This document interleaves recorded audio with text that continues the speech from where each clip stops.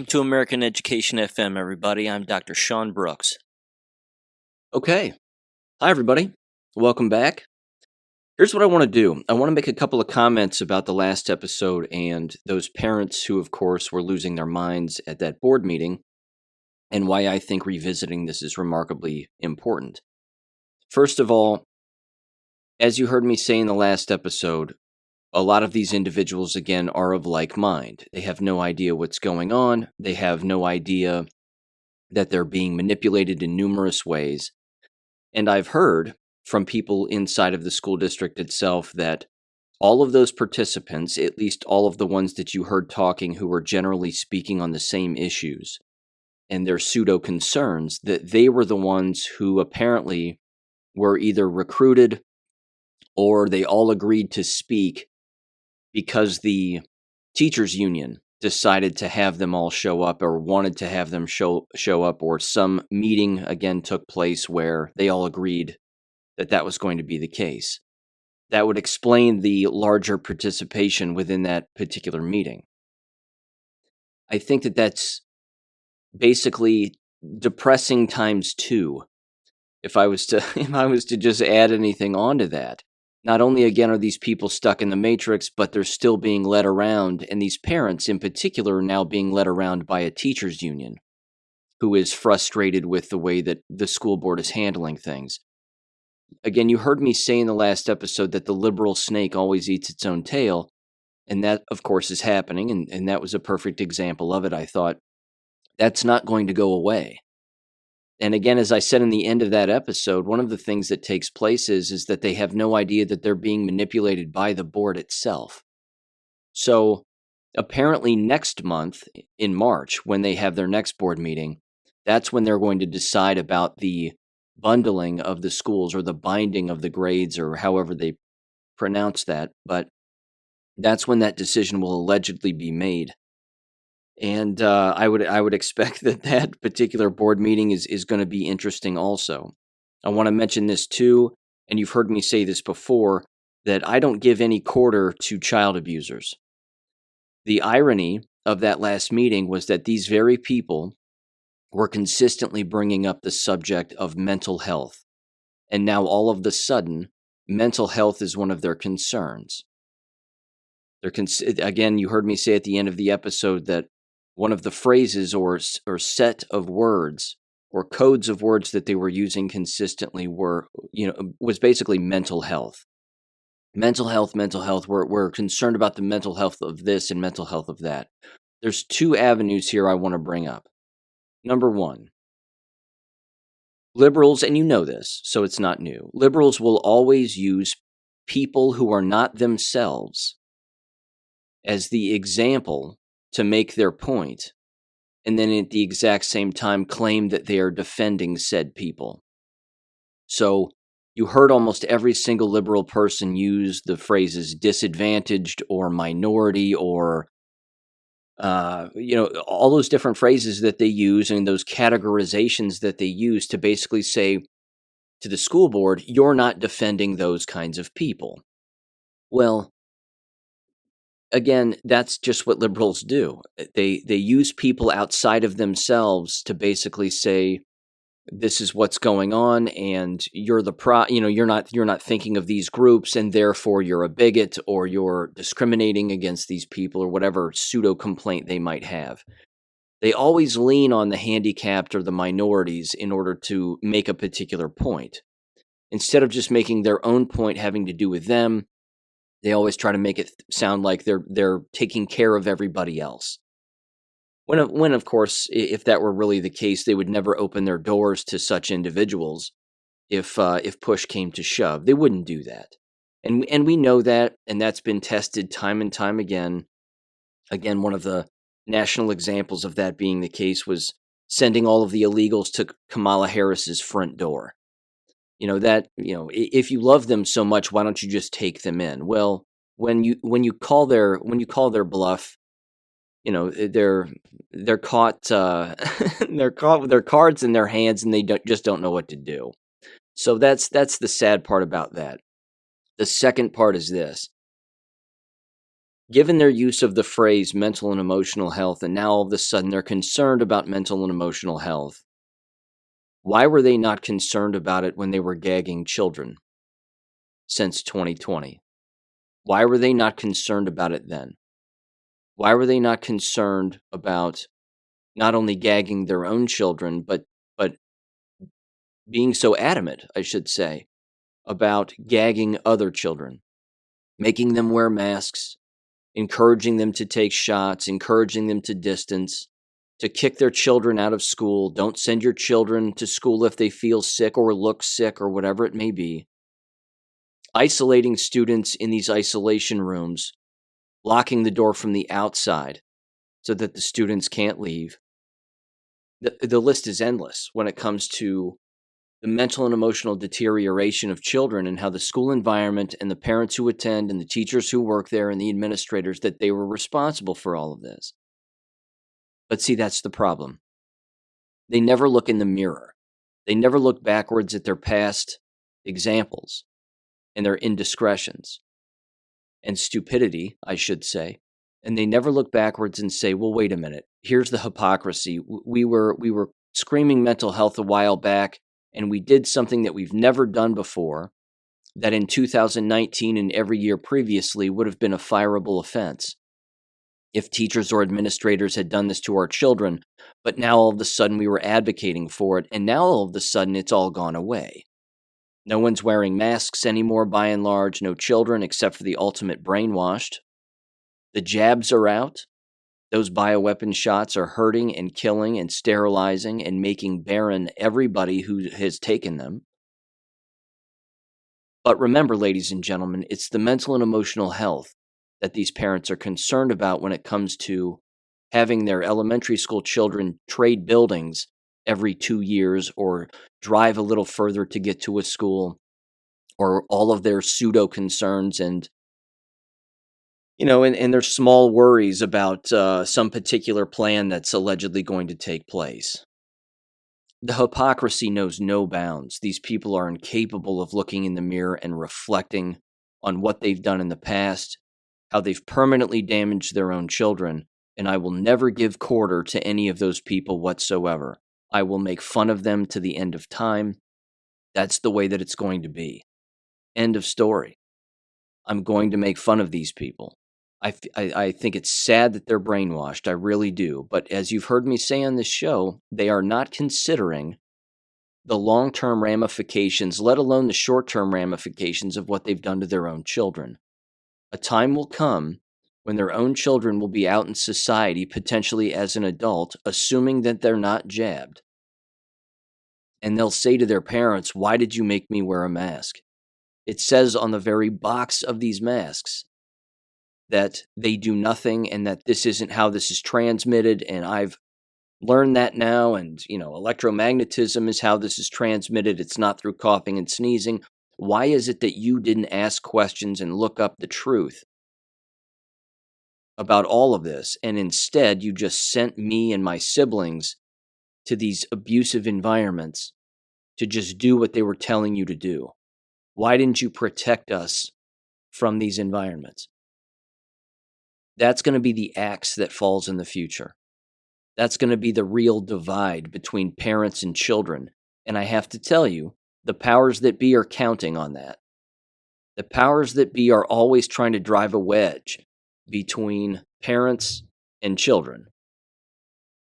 In the future, I think that's going to go in one of two directions. Either those children, again, if they're not jabbed and they're still alive, those children are either going to become more dependent on government to provide them the answers that they seek, or they will become more independent-minded.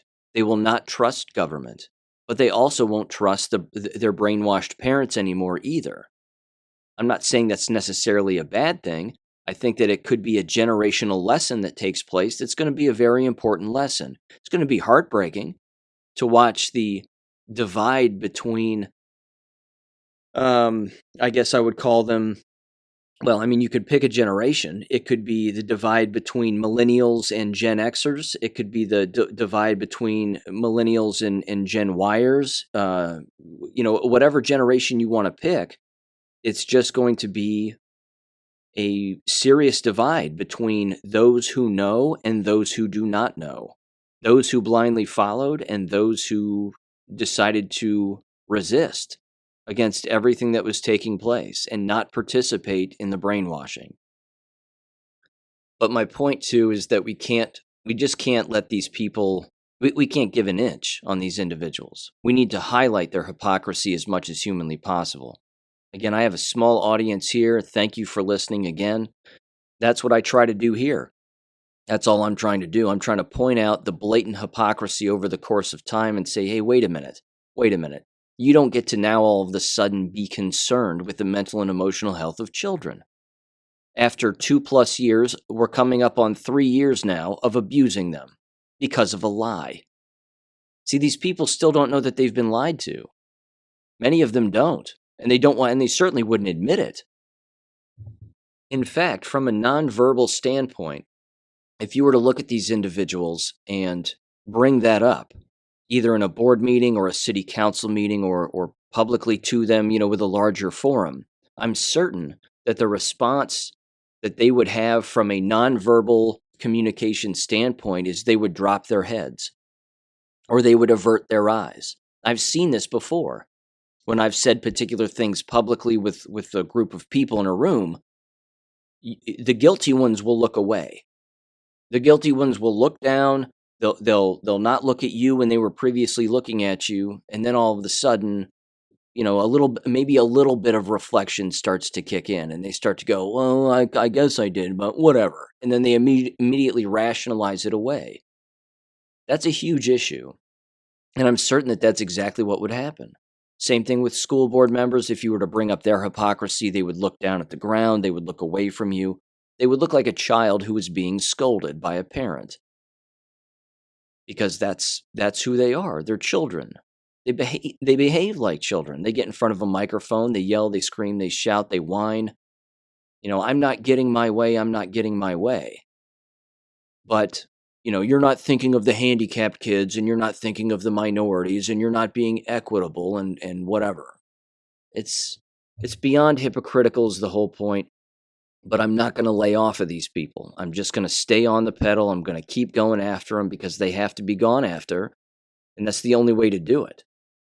You cannot reason with these people. You cannot, I really don't think that you can change all of their minds. However, if anybody listened to that previous board meeting, I'm certain that if there was a fence sitter at the time, there's no longer a fence sitter. There's no way that, again, you listen to a board meeting like that with the complaining that was going on, and then all of a sudden they're now going, well, I'm still going to sit on the fence regarding all of these issues, and I haven't learned a single thing this entire time.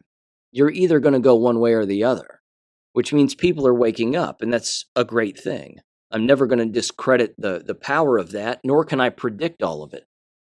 People wake up on their own time, and we don't know what it takes to get them to wake up. But whatever it is, I think a school board meeting like what you heard in the last episode is a perfect example of that. And as you heard me say, and this is going to be the interesting part going forward, is that that's going to get louder and louder and louder. And the louder they get and the more hysterical they become because their matrix is slipping through their fingers, more and more people are going to see that, hear that, and leave the environment because they want nothing to do with it. That's waking up in itself, I think. That's the waking up process also, and that's a beautiful thing. So that's going to continue to happen, and I'm going to do my best to keep bringing that to people's attention. Okay. A couple of geopolitical things here. I have a ton of education-related things. I have some follow-ups regarding 5G emails that I have sent to my local city here. I want to bring that up too.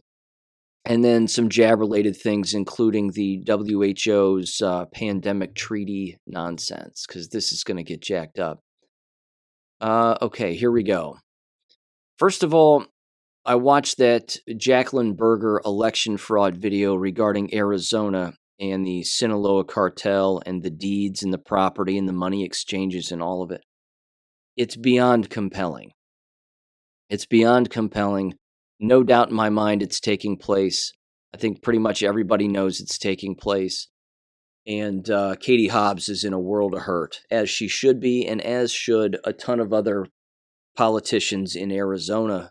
There's even a giant list going around of other individuals who have questionable deeds in their possession. And yeah, it's a massive list of Arizona politicians regarding the property that they own and how they acquired it and so on and so forth. So, and she's wearing the boot now. She's one of many others who have worn the boot and is currently wearing the boot. And a lot of people, of course, think that there's an ankle monitor on there because she's been indicted or an indictment has come to her attention regarding her involvement in something.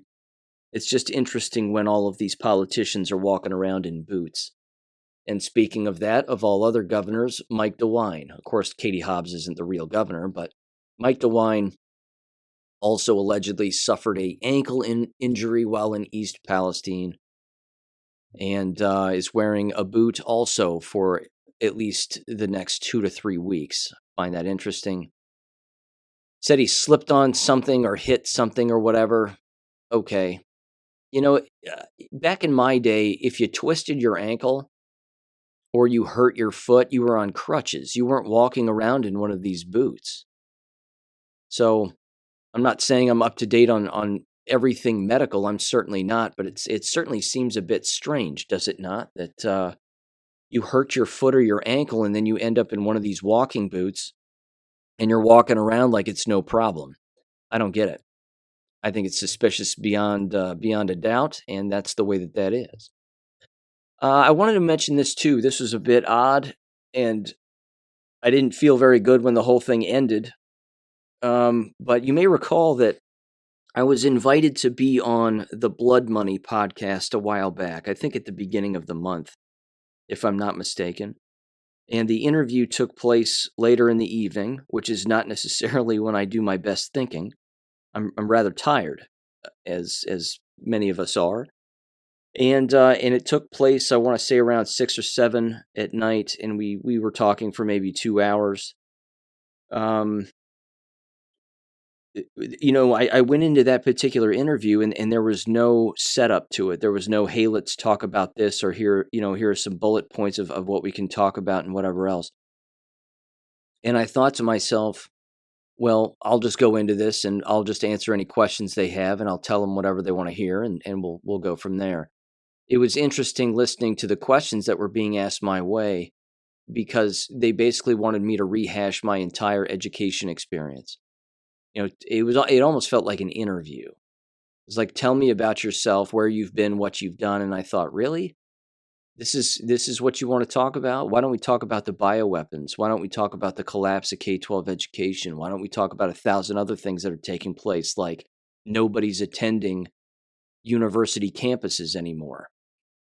And the only people who are typically jabbed, and they're not making the connections as to why no one is on their own campus when they are on that campus. So it was, I don't know. It was interesting. I may have said some things that they were wondering about or questioning. They were starting to ask me that, the host of the show, again, seemed like a nice guy. I have no reason to believe otherwise. But it seemed like he was fishing for other explanations. What is it about the curriculum that's false that gets taught in school? And I looked at him and I said, that's a deep rabbit hole. I said, how deep do you want to go on that? And I brought up a couple of just quick examples. And then, we moved on. There's just so much to talk about that I felt like I was having to rehash my entire life and my entire career and everything that I've, of course, say on my own show. And it was a bit exhausting. So they claimed that they wanted me to come back in a month, but they also claimed that they were going to air the episode just a couple of days later, that very next week, and they never did. They never aired the episode, and I can't find it, and it doesn't exist. So I'm not sad that it doesn't exist. It wasn't my best appearance. You can probably, if anybody was to watch it who knows me, you'd probably detect the impatience that I have regarding the whole thing. Not to mention, the technology kept breaking down on his end regarding the particular video streaming platform that we were using. It was a web-based platform. It wasn't like Zoom or Skype or anything. It was something else. It's a program I've never used. And it kept cutting out, and the audio was bad on his end apparently, and it was just kind of jacked up. So we kept having to log back out and then log back in, and it was just whatever. It was exhausting. So I'm not inclined to do things like that much anymore. It's not really my thing. I can say far more in a shorter amount of time on this show than I can maybe on others. It's not that I'm ungrateful for the invitation. It's not that I don't even enjoy having the conversation. It's just I don't like going backwards to rehash everything and try to educate someone brand new about either myself or larger issues at play. Um, I don't know. It was pretty evident that they didn't listen to my show, and I thought that was a bit odd because if you want to do homework on someone, you listen to their show. So it didn't seem like they had done their homework anyway, and that's just my 2 cents on the whole thing. So you're probably never going to see that interview, which is 100% fine by me. Okay, just wanted to mention that, and there you go. Not that anybody was looking for the interview. I mean, I wasn't going to go back and watch it because I really didn't care, but it just wasn't very well done. With that said, let me move into this. The 15-minute city thing here in Cleveland, Ohio. Of course, I don't live in Cleveland. Cleveland, as we call it in Ohio, one of the 2 armpits of Ohio. The other armpit is Toledo, and that's just the way that it is.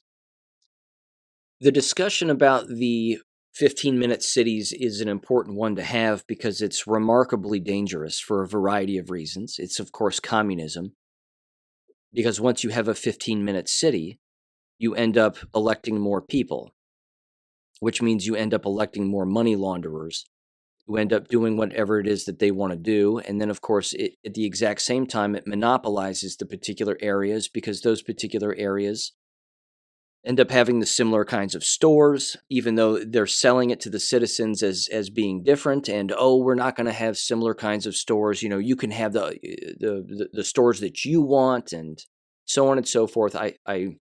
This is a deep rabbit hole here, but I'll start off by saying this. The 15-minute city thing is not new. This is very old, as a matter of fact, and I want to go back and say it's at least 5 years old. That's around the first time when I first heard it was about 5 years ago. That breaking down larger cities into smaller areas was a way that was going to not only monopolize the companies within those particular areas, but it's being sold to people as decreasing crime. Of course, we all know that that's not true. Not to mention the 5G element to all of it, and cooking people within those 15-minute ranges. And then, of course, forcing all of the electric vehicles on people, and, you can, everything's within 15 minutes, give or take, so you can just go from here to here to here, and you don't ever have to go beyond that, and you don't have to explore, and you can just, stay right where you are. It's all dangerous. It's not new. And Mayor Justin Bibb of Cleveland, who is a very young black male, I'm going to assume he's gay because at this point, why not? And he ran in 2021, 2022 on the issue of 15-minute cities. He ran on this as a thing, as one of his election platform topics. And he won, or was installed, one of the two. Not that there are ethical elections taking place in Cleveland. I mean, that certainly would never happen. But the people around him, of course, all agree on this. And the people pulling the strings have nothing but nefarious ties to other corporations and other organizations, and none of this is good. I just wanted to reiterate that it's not a new thing. It's rather old, this idea. Probably predates 5 years ago when I first heard about it. I'm sure it's much older than that. But Cleveland, of course, has now signed up to be one of the first 15-minute cities, and that's allegedly official. They're claiming that Detroit is going to be next. Now, again, why are they picking Cleveland and Detroit, and why are Cleveland and Detroit and the politicians within and those with those particular ideologies and sexual proclivities and XYZ, why are they accepting all of this? It's all, of course, because of money and control, and they're getting again they're getting paid from outside people. This should not shock anybody. All of these mentions of this shouldn't shock anybody. So I'm not sure what else to say. It's interesting that they are crime-ridden locations that are, of course, accepting this, and they use all the fancy words. Well, we have the data that says this will work, and it's more likely to work if we do this, and the 15-minute city thing, and algorithms, and we have all of these community mapping programs, and it's all going to work, and they're not going to have to travel, so they're not going to have to spend so much money on this, that, or the other. There will be close by health care, quote unquote, and food and clothing. You take all of that into effect, and yet you look at the mobs of individuals who, again, don't tend to be white, but mobs of individuals that are looting these places, and then the companies that are removing themselves from these towns and these cities because they're being looted. I just saw a story the other day that said that a giant Nike store, I think in Portland, Oregon, if I'm not mistaken, or Seattle, it was one of the two places, wanted to come back to that city having previously left because they got robbed and they got looted. The mobs of blacks ran in, stole all the shoes, and left. And Nike was like, we just lost a bunch of money. We're not going to have a store here. Now they want their store back, but they want 24-hour surveillance and security around their store to keep it from being robbed again. I mean, what, what do they think is going to happen in a 15-minute city? All they're really doing is making it easier for places to be robbed. That's all. I mean, Cleveland's dangerous anyway. Let's not kid ourselves. I've been there a number of times. There's nothing there. I mean, I hate it. Cleveland's disgusting. If you've ever been, it's gross. There's nothing about it that's nice. And I know that they're selling the 15-minute city thing as being, well, we're going to improve things, and we're going to improve housing, and we're going to do this, we're going to do that. Again, anytime government touches something, it turns to dust. And if you give it to individuals for free who don't know how to take care of what they already have, how's that going to work out? I mean, look at the Habitat for Humanity homes. They're slums, aren't they? They certainly are where I live. They end up becoming homes for illegals. They end up looking terrible, run down, destroyed, because that's what you're doing. You're building something that's brand new and nice for someone who doesn't know how to take care of something that's brand new and nice, and they ruin it. So, yeah, I don't know what else to say, really. It's going to be awful if it takes place, but man alive, you can't convince those politicians that it's a bad idea. I just don't think you can do that. I think that they've made their minds up. They've got their checks signed and cashed. The money's right where it needs to be as far as they're concerned, and they're going to move forward no matter what. I don't see it. I don't see that becoming a widespread thing. I don't see Columbus, for example, signing on to that. I don't see Cincinnati doing that. I think time will tell, but I don't see them doing that. I don't see a lot of cities doing it. So, there you go. Okay. Moving on here, education related, and there's a great deal of stuff. Let me start with this because I know this was making the rounds last week regarding the books written by Roald Dahl. And there are a number of them, and of course a number of movies were based on the books, and so on and so forth.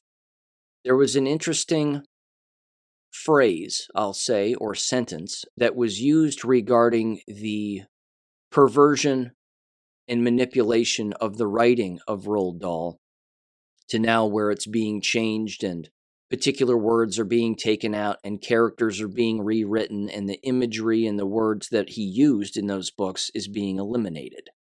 Ladies and gentlemen, that's a Khazarian mafia Bolshevik tactic. 100%. Again, that's the kind of move that was made in Weimar Germany with the Weimar Republic. That's a problem. When you rewrite literature to purposefully delete what the author had intended, to, again, align with your own ideologies and vocabulary, even if that vocabulary is completely pretend, that's a Khazarian mafia Bolshevik tactic. It's Marxism, it's Bolshevism. And yes, Khazarians are satanic Jews by and large, but that's the connection there. It's an old history tactic. I mean, it's an old history lesson that repeats itself time and time again, but it's not because it's an accident. It's repeating itself because it's people who are repeating it. And the sentence, I should say, because before I digressed on that, was that the phrase that was used and the sentence that was used in the media reporting was the following regarding Roald Dahl's books. They said, quote, "A British publisher is now going to rewrite and revise Roald Dahl's books for a quote-unquote wider audience." A British publisher. That's how they phrase it. The publisher may be centered in Britain. The publisher may print and publish the works in Britain, but they are not British in the sense that they don't have any other religious or ideological affiliation. They're trying to make it sound like it's a geographic decision, not a satanic or ideological decision. It certainly is that. They can be located in Britain all they want. My question is, what are the names of the publishers? Who are they? Who are these individuals making these decisions? What are their names? What are their last names? What are their ties? What have they done in the past? But we don't have to know all of that because we already know. We already know who they are. And we know that they're being paid to do this, and they believe that they have an audience. And at the exact same time, for them, for the Bolshevik, it's not about the money. It's about sending the message. It's about saying, we're going to hijack the works of a historic figure who is a patriot, I might add. I mean, he served in the military, had a large family. Roald Dahl, I'm speaking of. Even though, of course, the wars were all manipulated and everything else. So I know the word patriot gets misused from time to time. Either way, he seemed like a rather stand-up individual who thought he was doing the right thing, and then, of course, wrote these books for children. And one of the things that he intentionally did in those books, which really sent the lasting message among children who have read his books, and even people who have seen the movies, is that he very purposefully used words and imagery and words to describe a visual standpoint of both the innocent people in his books and in his literature and the enemy and the evil in his literature. There was a purposeful polarizing effect within his books, the same way that when you read an old comic book, you open up an old comic book and you can immediately tell. And I used to love comics. I collected them. I read them. I loved them when I was a kid. Superman in particular, but a bunch of them. And you knew who the good guys and the bad guys were. You even knew when you would read these by, again, the way that they were illustrated, both physically and even in just the writing and the things that they would say, you could easily pick up who it was that you should be suspicious of also.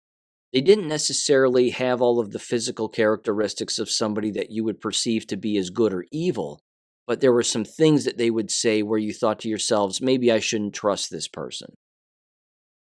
Again, reading old comic books, I'm telling you what, there was really something to it that really teaches us about the world we live in now. And it's not even, again, that they depicted all of the good guys and the bad guys accurately, but the behaviors.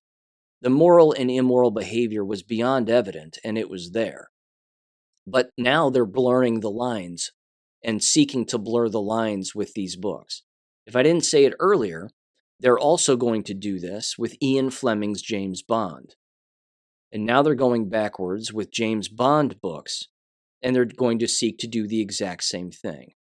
They're going to blur the lines. They're going to blur the lines between good and evil. They're going to take out all the words that they want, all the imagery they want.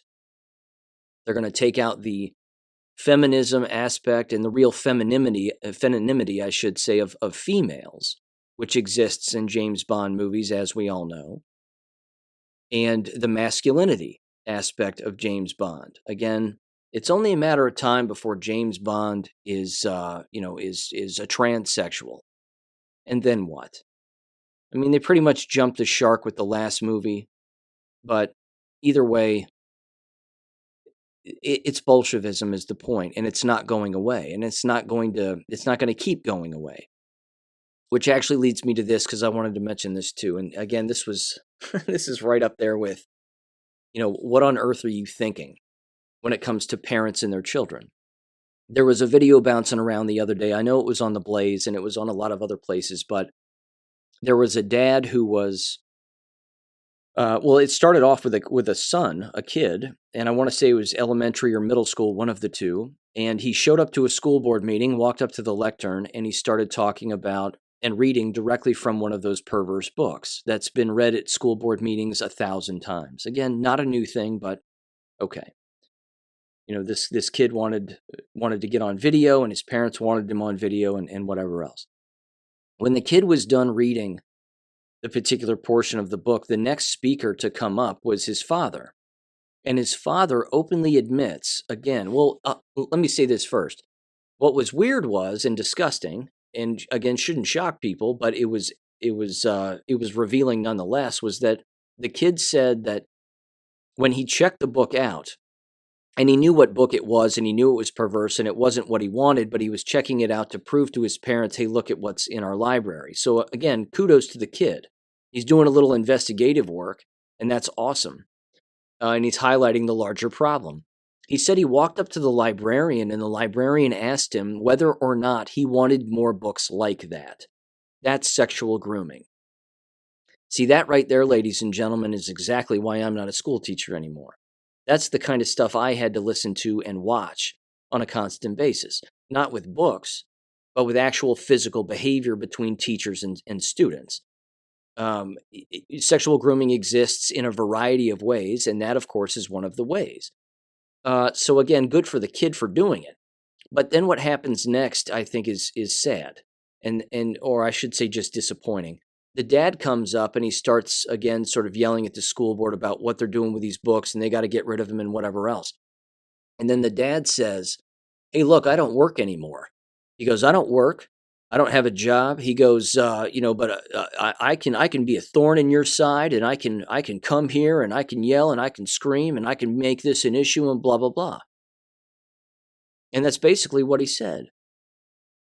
Now, you know what I'm about to say next.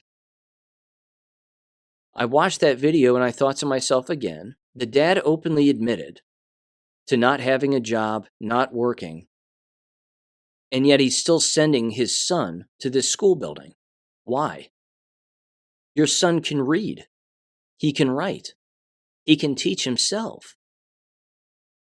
And if dad really wants to be a dad, then what he'll do is, and really wants to be a parent, is he'll investigate online homeschooling programs, and he'll decide what to do regarding the homeschooling of his son. Again, the father was openly admitting he has the time to teach his own child, and yet you can see the mental disconnect between what he's admitting and his perceived reality. It's that divide is really hard for me to listen to. It always has been. It will continue to be going forward. But somebody needs to get to that dad with Abeka.com or another program and say, hey, look, man, you can use Abeka.com as the foundation, and you can revisit a Becca anytime that you want, but you have other things that you can teach your son, and your son, of course, can teach himself. So how about you just do that? How about you get on that? Yeah, I don't know what else to say. I just wish that these parents would, again, if they're going to show up at a board meeting and yell about the degenerate behavior and the degenerate resources that exist within these environments, the next sentence out of their mouths before their time is up is they should say, "We're leaving. I'm pulling my son out. I'm going to homeschool them. Here's the program I'm going to use. I'm going to use a plethora of other resources.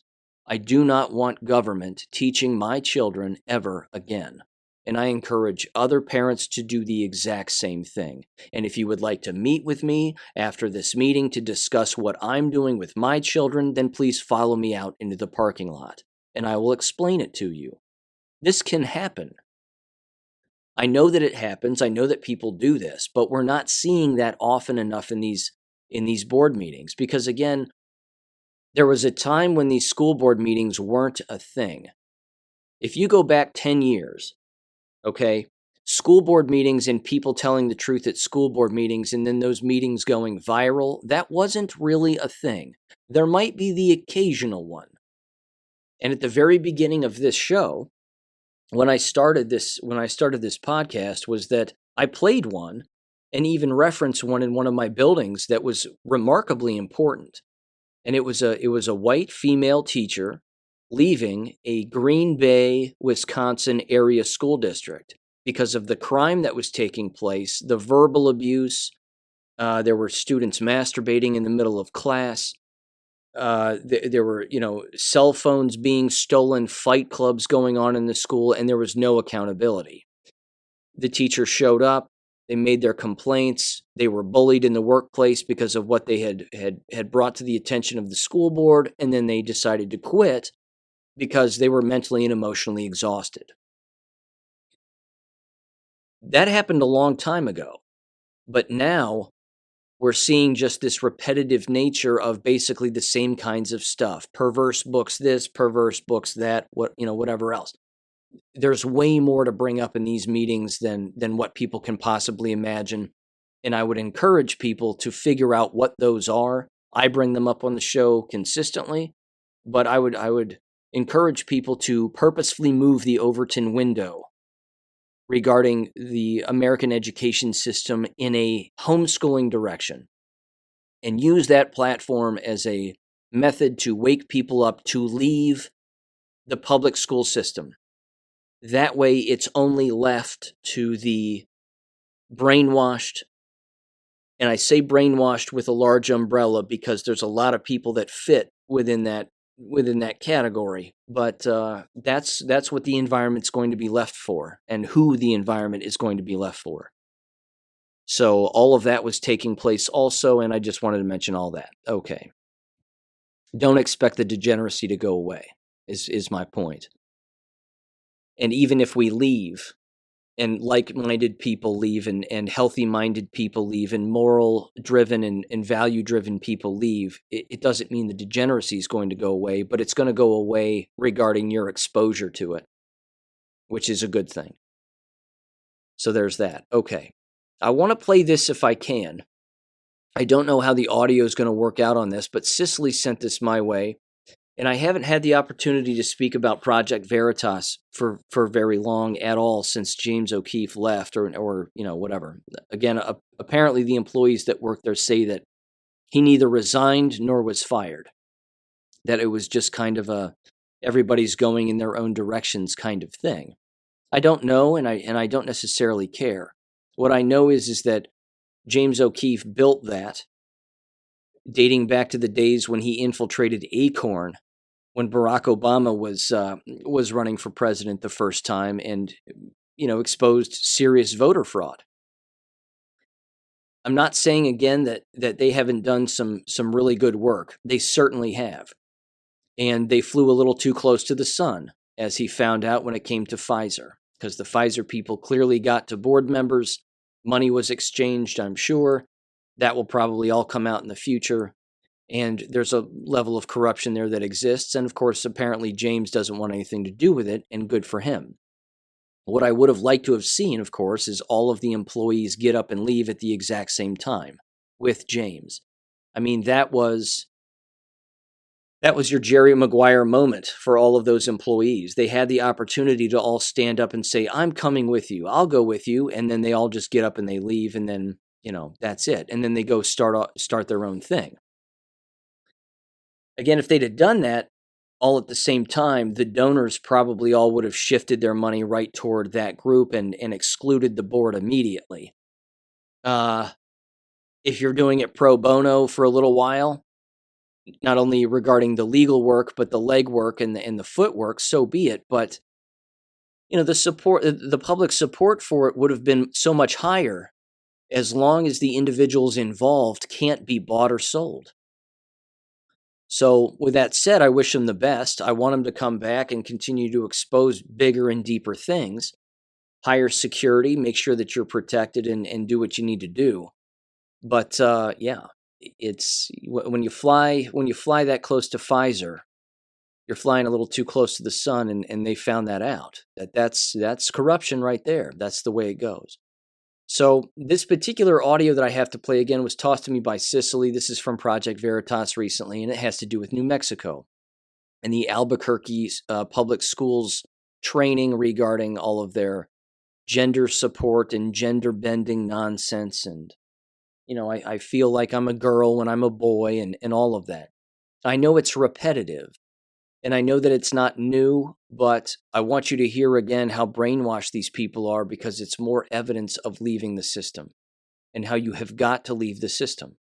Because this is all on a giant spectrum, and there are varying degrees as to how this takes place and how this gets infiltrated. Again, the Michigan Department of Education has gone all in on this as a department, which means that's going to filter down now into different schools. As you would expect, lawyers are pushing back, parents are pushing back, but these environments are doing themselves in. And as you've heard me say, they don't know it. You see, the Marxist loves to destroy their own environment and make it miserable for everybody there, because they are miserable themselves. They don't know how else to live. They have to be miserable. It's the only thing they know. And they don't care if they destroy their own environment and their own means of making a living at the exact same time. So give these people from New Mexico a listen. Again, it's a lot of undercover audio and video. Hopefully it's a little easier to hear. I know when Project Veritas gets listened to on the radio, it's kind of tough to hear, but we'll do our best here. So give this a listen. Undercover audio of an LGBTQ training session has been sent to Project Veritas by an educator within the Albuquerque public school system in New Mexico. We sent Project Veritas journalists there to investigate further. We are funded by a 6-year CDC grant, and we do lots of different things. We provide support to all the gay-straight alliances in the district. We oversee safe zones throughout the entire district. Yes, elementary schools do have safe zones. We also help with gender support plans for our transgender students. This program, the Safe Zone program, is something that my department runs. And what we do is we provide training to all the staff on how to support LGBTQ plus students. So we go in, we give explicit steps on how to support those students, what to do, how to intervene in negative language, how to do gender support plans, who to contact, all of that stuff. Safe zones are in all schools, elementary through high school. In middle schools, you generally see it at lunch. It's not always safe for them to go after school, because generally there's permission slips that are involved, and sometimes families won't sign it. So there's generally a middle school teachers that will give up their lunch to hold up a safe space. That was Angela Ruiz, a representative of student health and life skills of Albuquerque Public Schools, describing her department as well as their funding from the CDC.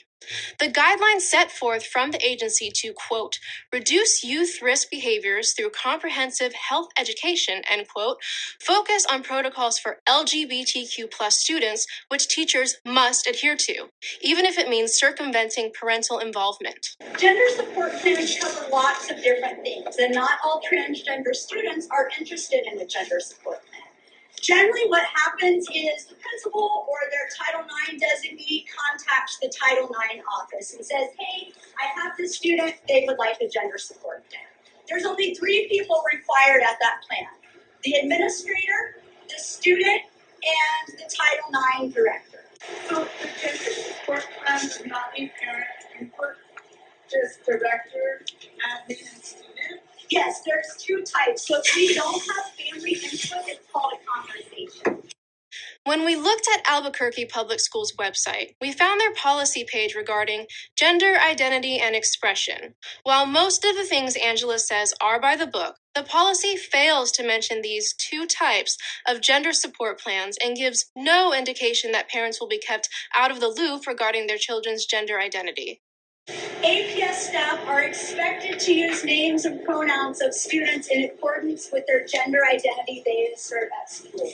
So the very moment Michelle comes to you and says, my name is Michael, I use he, her pronouns, you are required to use that name and those pronouns. There are some things that you cannot disclose to anyone, even if you think it would be helpful.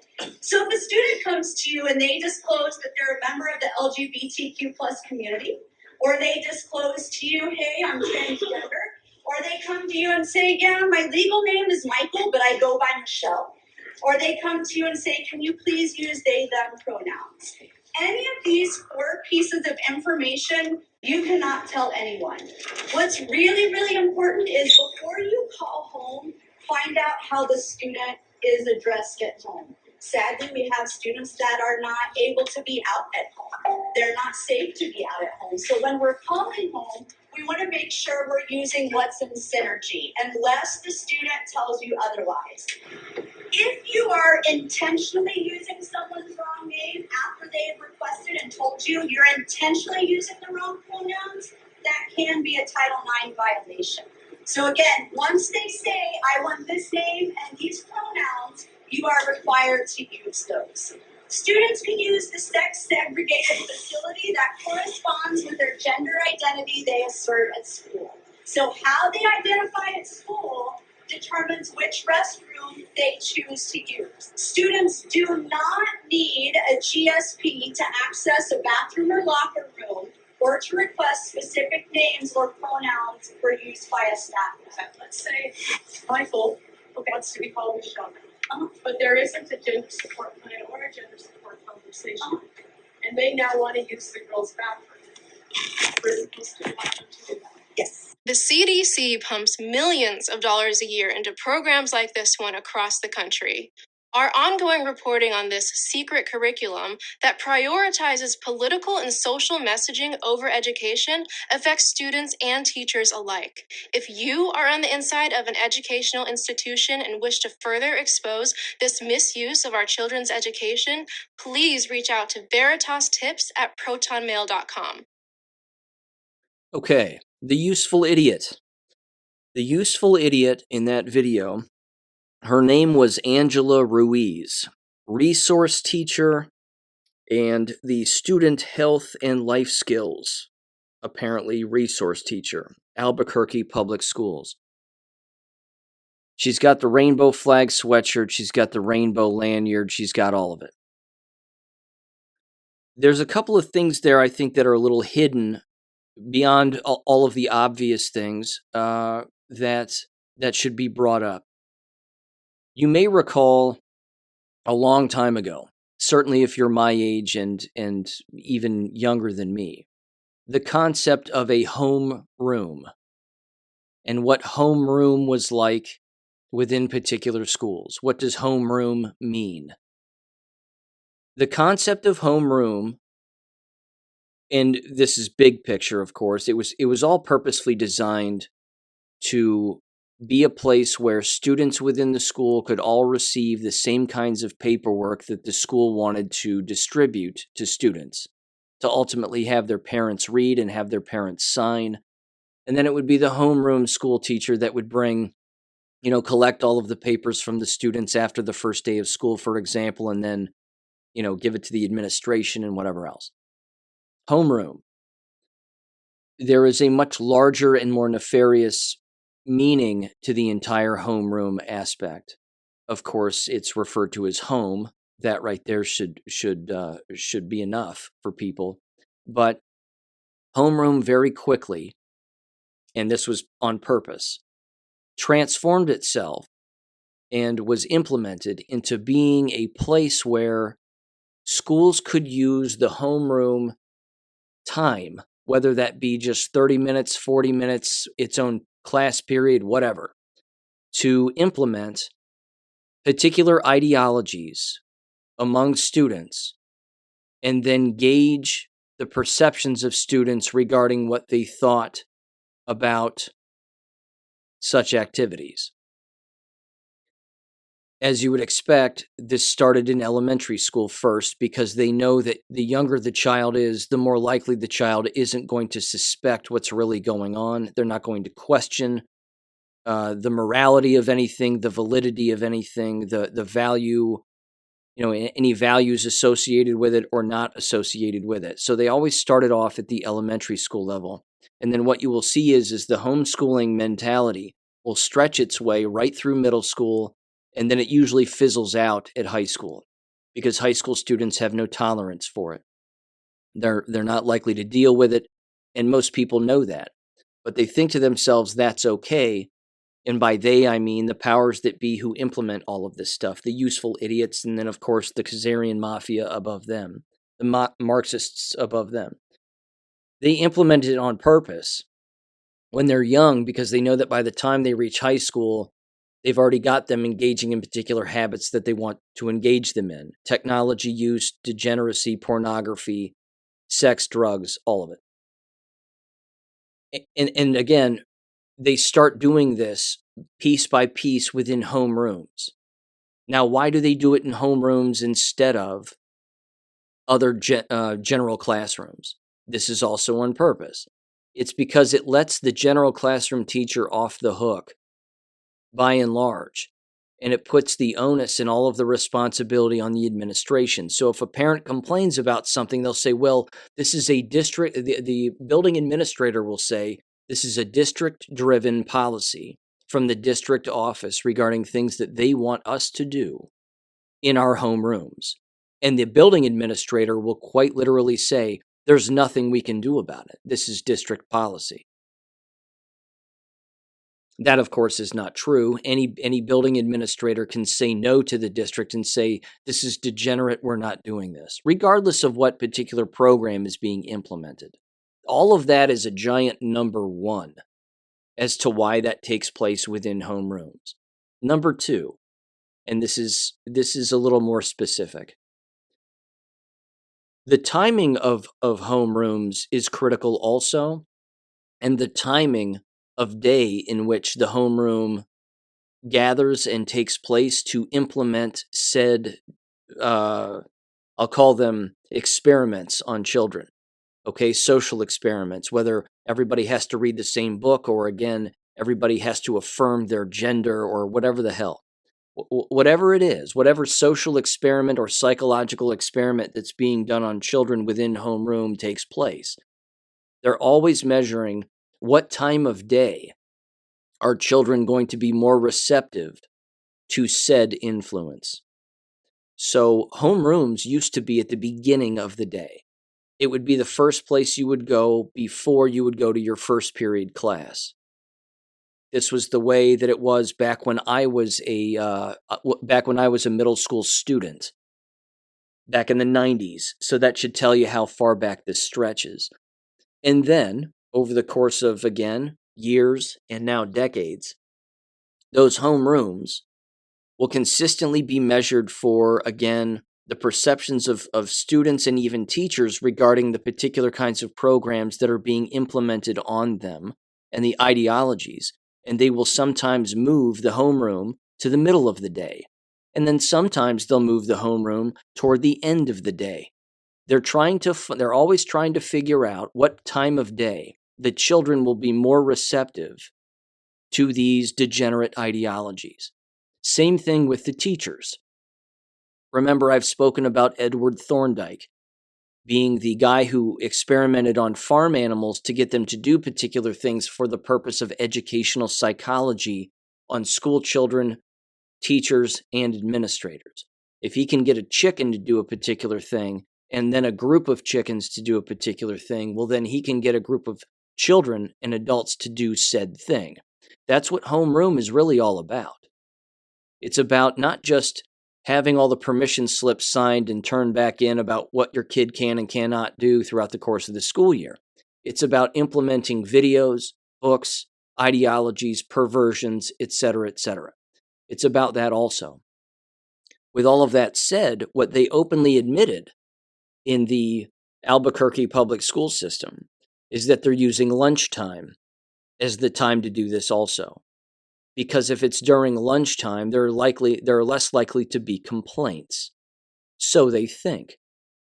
They think that parents aren't going to call the school and say, my child heard this during lunchtime from a school employee or a school administrator over a microphone, or they were playing something on a big projection screen while they were eating their chicken McNuggets and, tater tots and whatever the hell. What the hell is going on? Again, it'll be the exact same excuse. The same excuse will be used where the administration will say in the building, this is a district policy. Although now, in this particular example, they'll say, this is a CDC grant. We applied to receive money from this CDC grant, and now we are a part of a 6-year trial to do this for 6 years. And we have to do this now for 6 years because it's a contract and blah, blah, blah. Everything that I just explained is what Chris Rufo cannot explain. Everything that I explained is what Karlin Borshenko cannot explain, because you have to be in the business to be able to break it down the way that I just broke it down. It's way more nefarious than just a school applies for a CDC grant that's degenerate to implement a degenerate thing within their school. It's way more specific, as you heard me just say, as to why that takes place. There are way more elements at play, I'll say. There are way more angles that need to be examined as to where, how, when, why these particular things take place throughout the course of a day, and then, of course, who is it that they're targeting? And they're always targeting the youngest children, because if you can groom them at a young age, you can groom them throughout middle school, which means by the time they reach high school age and puberty has already set in, they're already groomed. The damage is done. That's it. So that's their strategy going forward. That is the strategy. They even, again, use the word manipulation that a good Marxist would use when they say, when one of the teachers asked, well, if we don't have any family permission and we have no family input regarding any of this, what do we do? And the Angela Ruiz person said, well, we call that a conversation then. We're still allowed to have a conversation with the child, even if the parent doesn't know what's going on or doesn't approve or doesn't willfully sign up for this, that, or the other.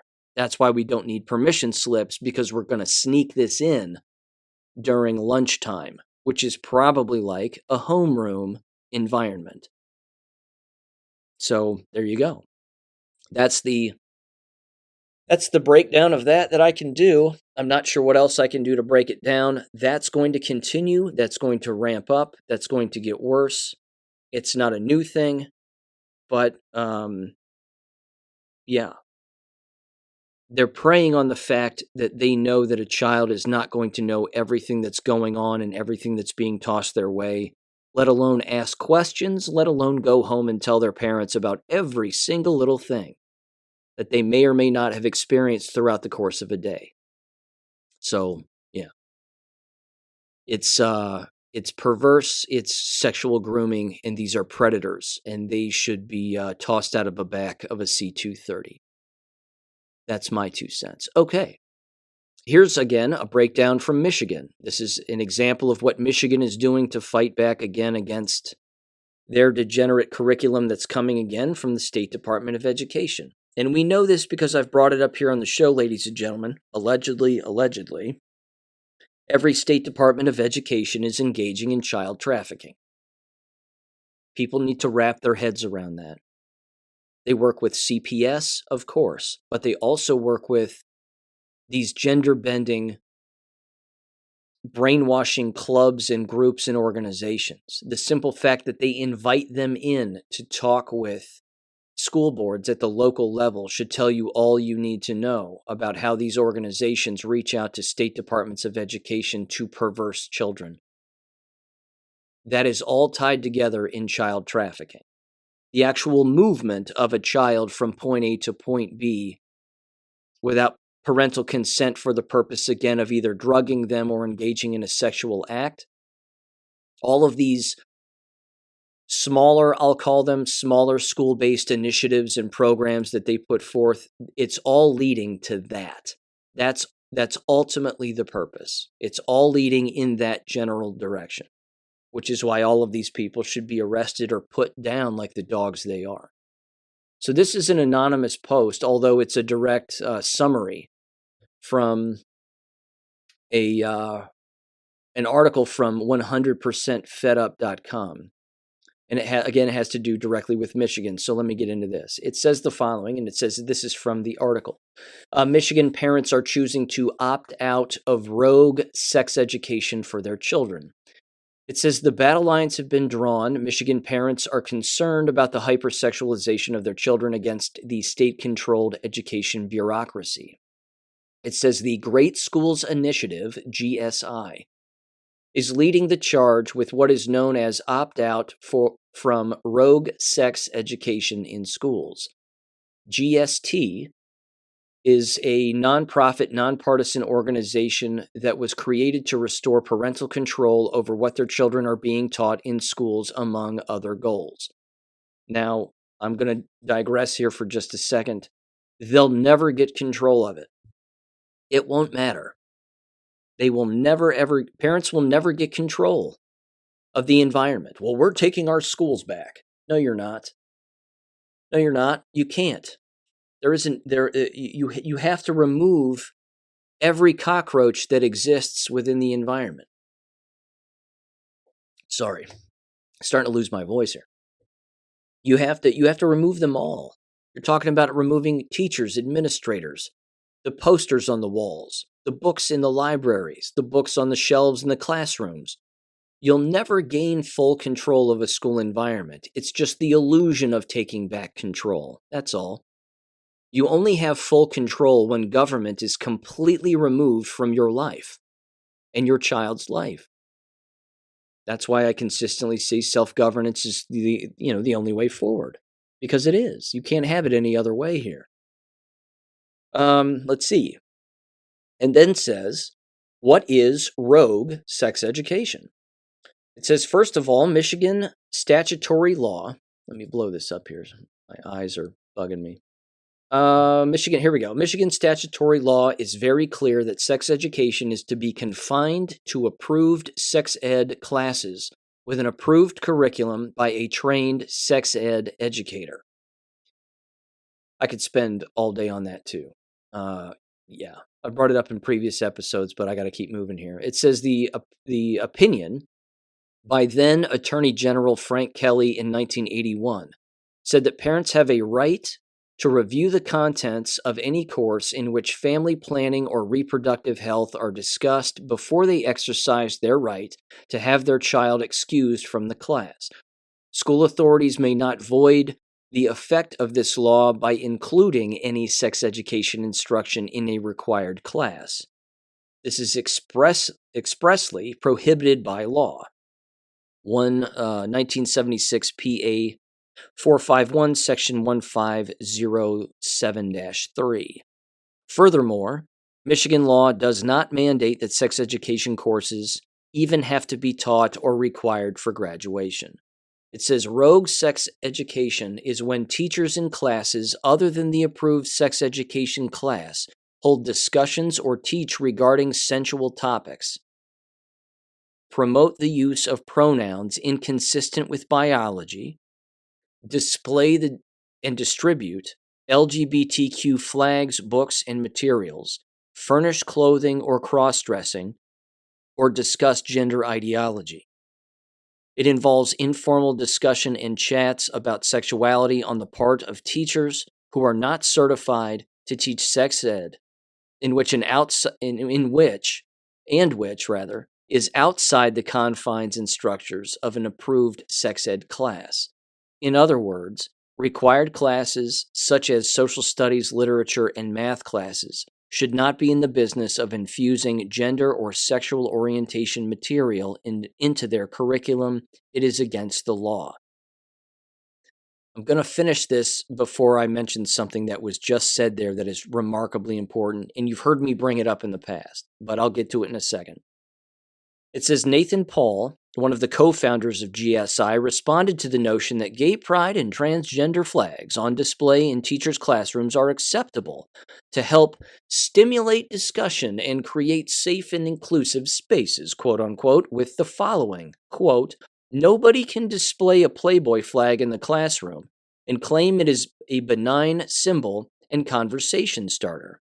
Flags are a tool that represents something and that begs questions," quote unquote.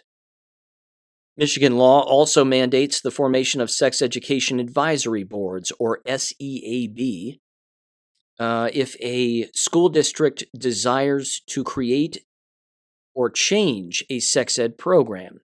These boards are to include pupils, parents, educators, local clergy, and community health professionals. Parents need to check to see if their local school districts have a SEAB and if it is doing what the law requires. And then it wraps up and it says the following here. Hang on, let me blow this up. Okay. GSI collaborated with the Thomas More Society to create an opt-out form. The Thomas More Society is a national nonprofit public interest law firm that exists to provide pro bono legal services to individuals or groups fighting to restore respect in law for life, family, religious liberty, and election integrity. The Great Schools Initiative notes on its website, quote, "It is a violation of privacy and a safety issue when teachers, counselors, or administrators have conversations or solicit private information from children through polls, quizzes, and other communications about human sexuality. State law requires that these practices are contained for sex ed classes only. This would include promotion of any and all sexual ideologies. Students' private information is protected by both state and federal FERPA, Family Education Rights and Privacy Act." And it says these laws keep all students safe. No student should be outed in school. Nowhere in the state law does it require that a parent must use a school's form. In fact, the law clearly states that a school must accept a parent's written opt-out. There's a growing number of parents in school districts across Michigan who are now utilizing the GSI opt-out form, which can be accessed on the GSI website. Okay. First of all, good Lord, the thing I was going to mention earlier. This is where the concept of cross-curriculum comes into play. Cross-curriculum was one of those things that showed up a long time ago where math teachers need to teach science also and integrate science lessons into their math lessons. Science teachers in a science classroom need to implement math and math lessons within the science curriculum, and so on, and so on, and so on. Now it's reached the point where other school teachers need to implement these degenerate programs, and if they don't worry, we're going to sneak them in anywhere we can, because that's what we want to do. Cross-curriculum, from the word go, was a giant red flag. It was danger, Will Robinson, danger, without a doubt. I knew it when I taught school. I hated it. I didn't do it. I remember using the textbooks even as a defense, and I would say, "Are we supposed to teach out of this?" And I would hold up the textbook, and they'd go, "Well, yeah." And I'd say, "It's already in here. The cross-curriculum stuff is already in here. We're already doing it. We don't have to do other stuff on top of it in order to do the degenerate crap that you already want us to do. It's already in the book." And then I would throw the book away, And I would just use it as an outline and then bring my own material in to back up some of the outline of what was already in the book. But not when it came to the cross-curriculum stuff, and certainly not when it came to all of this degenerate nonsense. Again, this is just more proof, ladies and gentlemen, that they're not going to quit on any of this. They are full steam ahead. It's fifth gear, full gay, pedal to the floor. They're not going to stop. And the simple fact that schools are doing this and offering an opt-out form, and the fact that parents are utilizing opt-out forms, even their own, based on state law, that they don't have to use the school's opt-out forms or another group's opt-out forms. They can just write a letter saying, I don't want my kid to do this. And schools will, again, fight them on it and say, well, yes, you do. And they'll say, no, state law says I don't. You've even heard Kim Carter on this show bring that up before regarding her own children and wanting them to have her children opted out from these perverse programs and even sex education and 1,000 other things. The school district will always fight back and say, well, we can't make all those accommodations for all these children who want to opt out. Again, if the school is implementing it and they don't want your children to opt out, isn't that the dead giveaway that the school itself shouldn't have the program to begin with? Because the people participating in the school, i.e. the parents and the students, are wanting to opt out, and endless people are opting out, which should be the indication that it shouldn't exist in the first place. Not as far as these schools are concerned. That's not how they view it. That's how a common sense person would view it, but not them. The other approach, of course, is you need to leave the environment. You need to leave the schools that are pushing this because they're telling you it's perverse. We want to do this. If it was our choice, the school would say, we want to do this in all our classes, not just homeroom, not just sneak it in during lunchtime, or even in a sex ed class. We want everybody to do this all of the time as much as humanly possible. That's their plan. That's their strategy going forward, always has been, always will be. If anybody thinks that's going to get better, it won't. That's going to get worse. And like I said, there's the illusion of taking back a school. There's the illusion of taking over a school board and getting rid of a superintendent. But if you can't get rid of the building administrators, the perverse school teachers, and by the way, this brings in, of course, the entire feeding tank that is feeding these environments. Good luck finding a non-perverse, non-ideological, morally sound young individual who wants to be a school teacher these days. That whatever you want to call it, that tank or that well where they're pulling that scum from is filled with scum. You're not going to find a pearl in the middle of that scum. And it's becoming more filled with scum in these teacher education programs. It's not getting better with time. The last 3 years blew it all apart. And this, too, is another example of why these environments are doing this and how these environments are even fighting government and fighting government officials. This, of all places, comes from Reuters, and it's titled Florida Bill Would Ban Gender Studies Majors Diversity Programs at Universities. Great. Great. That should happen. Now, this is being written by Reuters, which, again, they've gone after me personally. They've gone after lots of people who are morally sound human beings who try to warn people about a variety of issues. But again, they're writing this as you would expect, as being discriminatory. Well, you're discriminating against people, and the people who, are transgender and this, that, and the other. If the entire system requires law to eliminate the degenerate programs that exist within these degenerate environments, you need not be in these degenerate environments. If the legal fight and one of the civil wars that's going to take place is between legislators and universities and public schools, let them battle it out. just don't put yourself on the battlefield while the battle is taking place, because you're subjecting yourself and your children to that battle. You can, as you've heard me say in numerous episodes, including the last one, you can sit up on a hill and watch that battle take place. And I recommend you do that. That homeschooling hill that sits up there nice and peaceful, and you're watching the battle take place.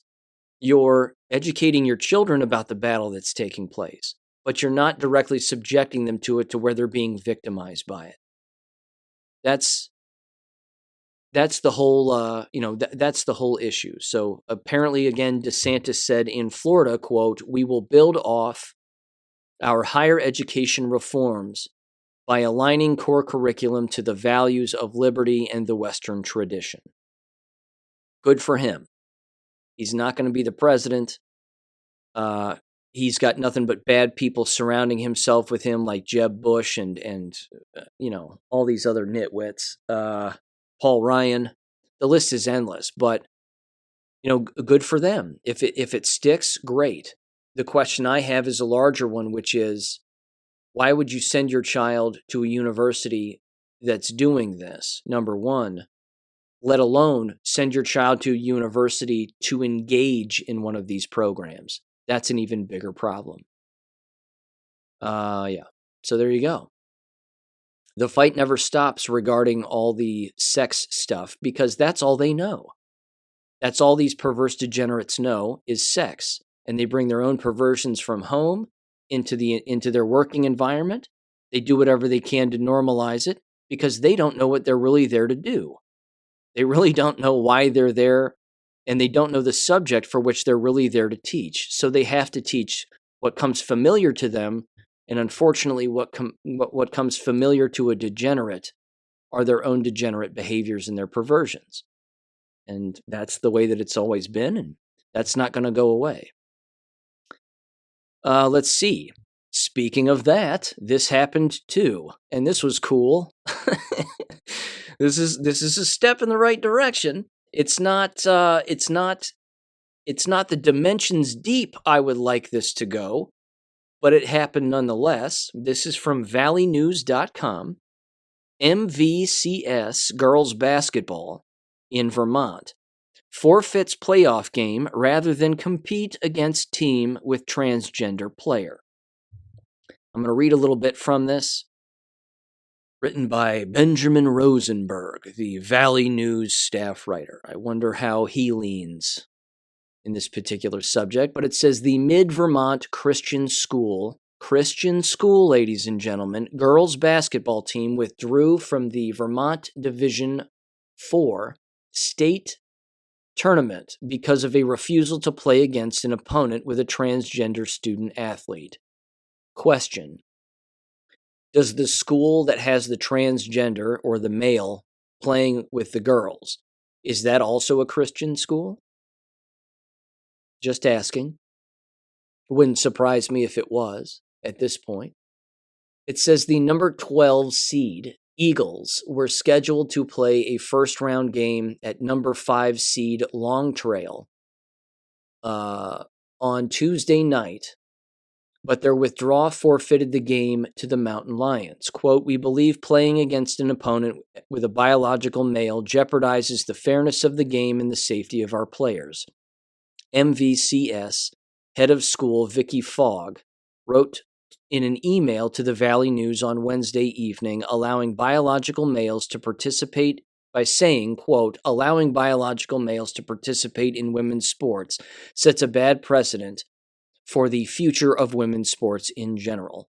Well, then why did Baylor University let Brittany Griner, or Brad, I believe his real name was, play college basketball? Why was that allowed?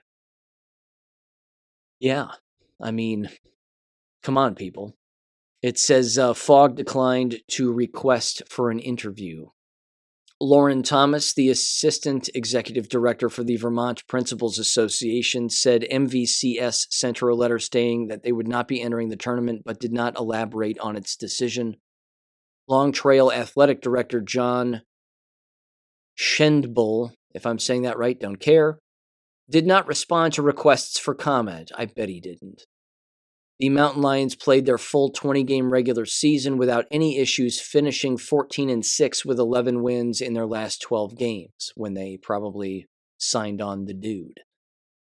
The Eagles forfeit sent Long Trail to the quarterfinals Friday against number 4 seed Arlington. Okay, blah, blah, blah. Vermont law, it says, allows transgender female students to play on girls' sports teams, along with it says among the goals of the VPA's Activities Standards Committee is to provide quote-unquote proactive talk tracks for transgender athletes. And I'm done. Clearly, this isn't, of course, getting better. The dimension I would have liked to have seen, although I applaud the girls for forfeiting because they didn't want to play against the dude. Well done, by the way. Bravo. I would have liked to have seen the girls on the team who were playing with the boy to quit the team. That's the thing that has to happen. That's the move that always has to make. You've heard me bring it up here 1,000 times. That's the dimension that has to take place. Stop participating around the tranny. And then you won't have a team anymore. What will that cause? It will cause a ripple effect of chaos through the coaching staff of the team. If everybody stops playing except for the tranny, the coaching staff will lose their minds. The parents of the tranny will lose their minds. The parents who support the tranny will lose their minds. All the other organizations that exist that support the tranny will lose their minds. The athletic director will lose their minds. The administration of the building will lose their minds, and so on and so on and so on. It's a beautiful chaotic ripple effect that would happen. But that's the thing that has to happen. Yes, they should all forfeit and not play against the dude. If that means that immediately this school wins the tournament because everybody's forfeited who comes in front of them, so be it. Who cares? I've had trophies in my life. I don't own them anymore. They're all in a trash can someplace or a landfill somewhere, basically. I mean, they're in a landfill. It doesn't matter. It's the perversion of bread and circus, which is basically like perversion squared. I mean, you're talking about multiple dimensions deep of perversing something that's already perverse for the purpose of distraction. Now it's just a distraction on top of a distraction on top of a distraction. How deeper can it possibly get, and how more absurd can it get? Oh, trust me, it can get more absurd. And I'm certain it will in the future, because at this point, again, why not? Why not? Let me mention this too, since we're harping on the mental health of everything. This is an interesting thing I've brought up in the past too, but it's worth revisiting, and this is a recent Substack that John Hyatt, or Hyatt, I don't know how you say his name. After Babel is the title of his Substack. But this article is titled, "Social Media is a Major Cause of the Mental Illness Epidemic in Teen Girls. Here's the Evidence." And then subtitled, "Journalists Should Stop Saying That the Evidence is Just Correlational." Well, yeah, here's the deal. The survey that he references, and I'm going to read this first paragraph, but the survey that he references is a survey that the CDC submits to schools to have their health education teachers, by and large, distribute to their students. And I had distributed this survey to my students back when I was a school teacher. It was a long time ago, but this will tell you how far back this goes. And it goes back further than that. And as you would expect with any CDC survey, they are deliberate, manipulative, and they are designed to elicit particular answers based on not only the questions that are asked, but the order in which the questions are asked. And like you read earlier regarding the Michigan issue, you don't have to ever have your child take one of these surveys. And I recommend that if you still attend a public school or a private school or a charter school, that you never have your child fill out these surveys. Under no circumstance should any child be taking any survey ever in a school environment. It shouldn't happen. But this says, quote, "A big story last week was the partial release of the CDC's biannual Youth Risk Behavior Survey, which shows that most teen girls, 57%, now say that they experience persistent sadness or hopelessness, up from 36% in 2021. And that 30% of teen girls now say that they have seriously considered suicide, up from 19% in 2021.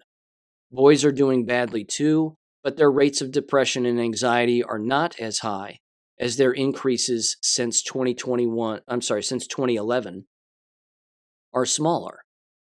As I showed in my February 16th Substack post, the big picture, or the big surprise rather, in the CDC data is that COVID didn't have much effect on the overall trends, which just kept marching on as they have since around 2012.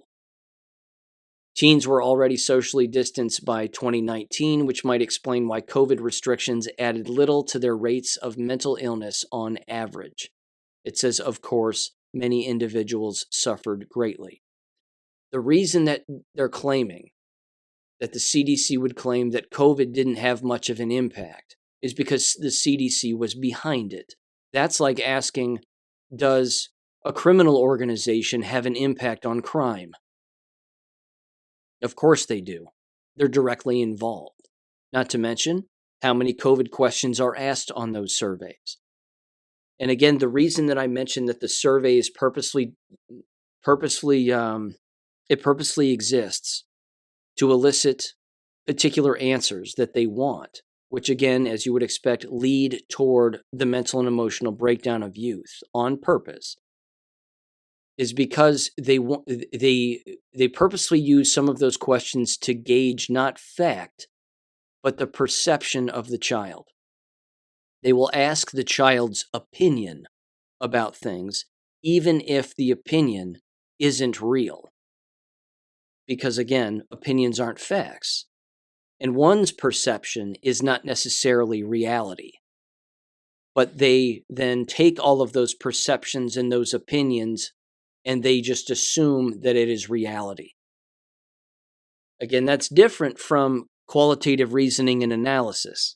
Qualitative and reasoning and analysis is way deeper than what the Youth Risk Behavior Survey would ever engage in, because you're trying to arrive at a firm fact and a conclusion with qualitative reasoning and analysis, not with a survey you give students in a already mentally ill environment, which, as you would expect, that never gets brought up either. Is your environment healthy? Yes or no?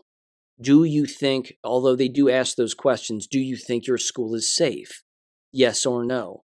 See, they'll start off with something like that, and then they'll get the child in the frame of mind of believing that everything is unsafe all of the time, including what goes on in their own head. And then they've got them. So it's a manipulative tactic. It's a brainwashing survey. And unfortunately, it's used to bring in more programs, more money, and more degeneracy into these environments under the guise of trying to improve mental and emotional health, when in fact that's not the purpose.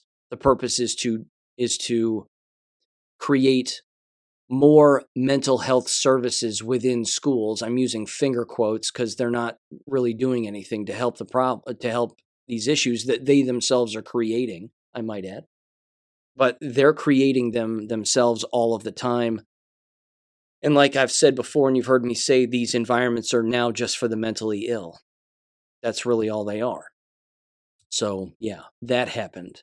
The Youth Risk Behavior Survey. I've brought that up previously in numerous episodes from years past. It's one of those horrible surveys that just keeps on giving. Okay. God, I got a lot to get to still. This is a huge episode. My apologies, but there's tons to get to. Let me jump to this, which, by the way, I want to mention this too. I probably should have said it at the beginning. Dr. Robin McCutcheon is going to be joining me for Friday. I haven't talked with her yet, but I'm going to.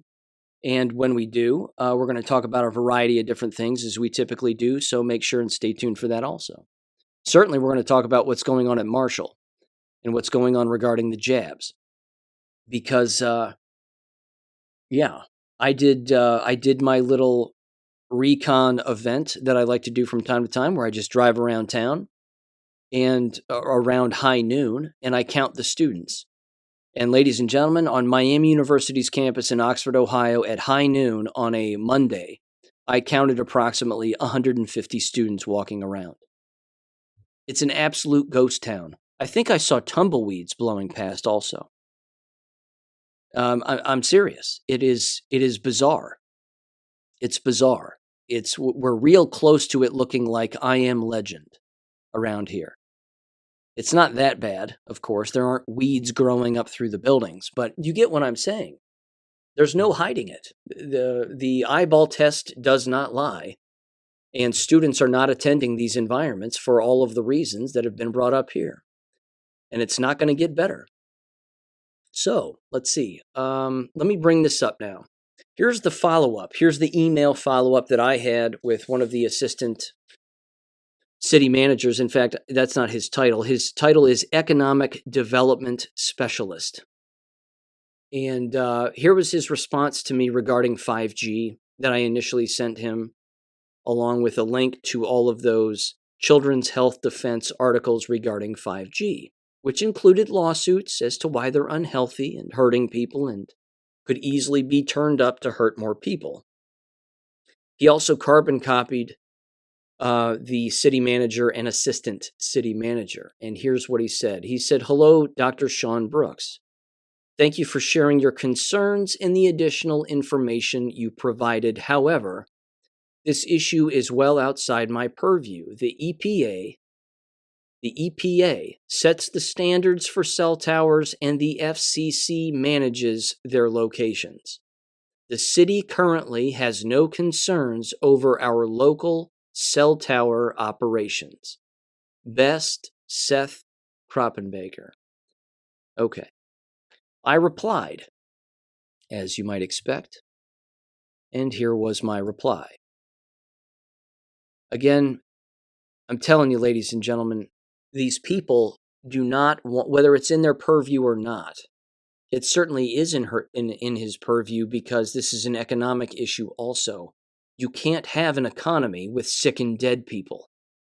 And if these people don't learn about what's going on in the world and how they're harming their own citizens of their own town or city because of their own inability to learn, then they're unfit for the job. Period. They're unfit for the job. And no, we don't have to wait for an election to get rid of these people. These people should be fired. These people should be removed. There should be legal force that is used to get rid of them. This is a huge issue. But again, someone like Seth Kroppenbaker in the position he holds, it's the city council who hires him, apparently. Which means if he goes against what the city wants, what happens to Seth's job? Well, he's out of a job then. So he has to play ball with the ideologies of the city, or else he's out of a job. And the city, as you've heard me say, are all leftists. Most of them are gay. They're degenerates. This is the way that this is. Their perverse private behaviors become their perverse ideologies in their workforce and in their workplace. And then they don't want to learn the truth about anything. And then they're stuck. So they think.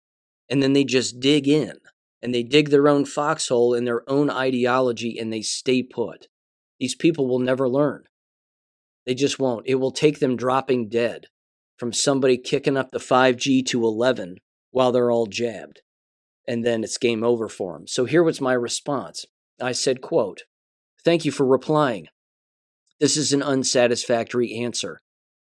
Blindly trusting the EPA and the FCC are huge mistakes. The City of Oxford and all of its employees have a responsibility to educate themselves about these towns and the negative health impacts that come with their operation and location.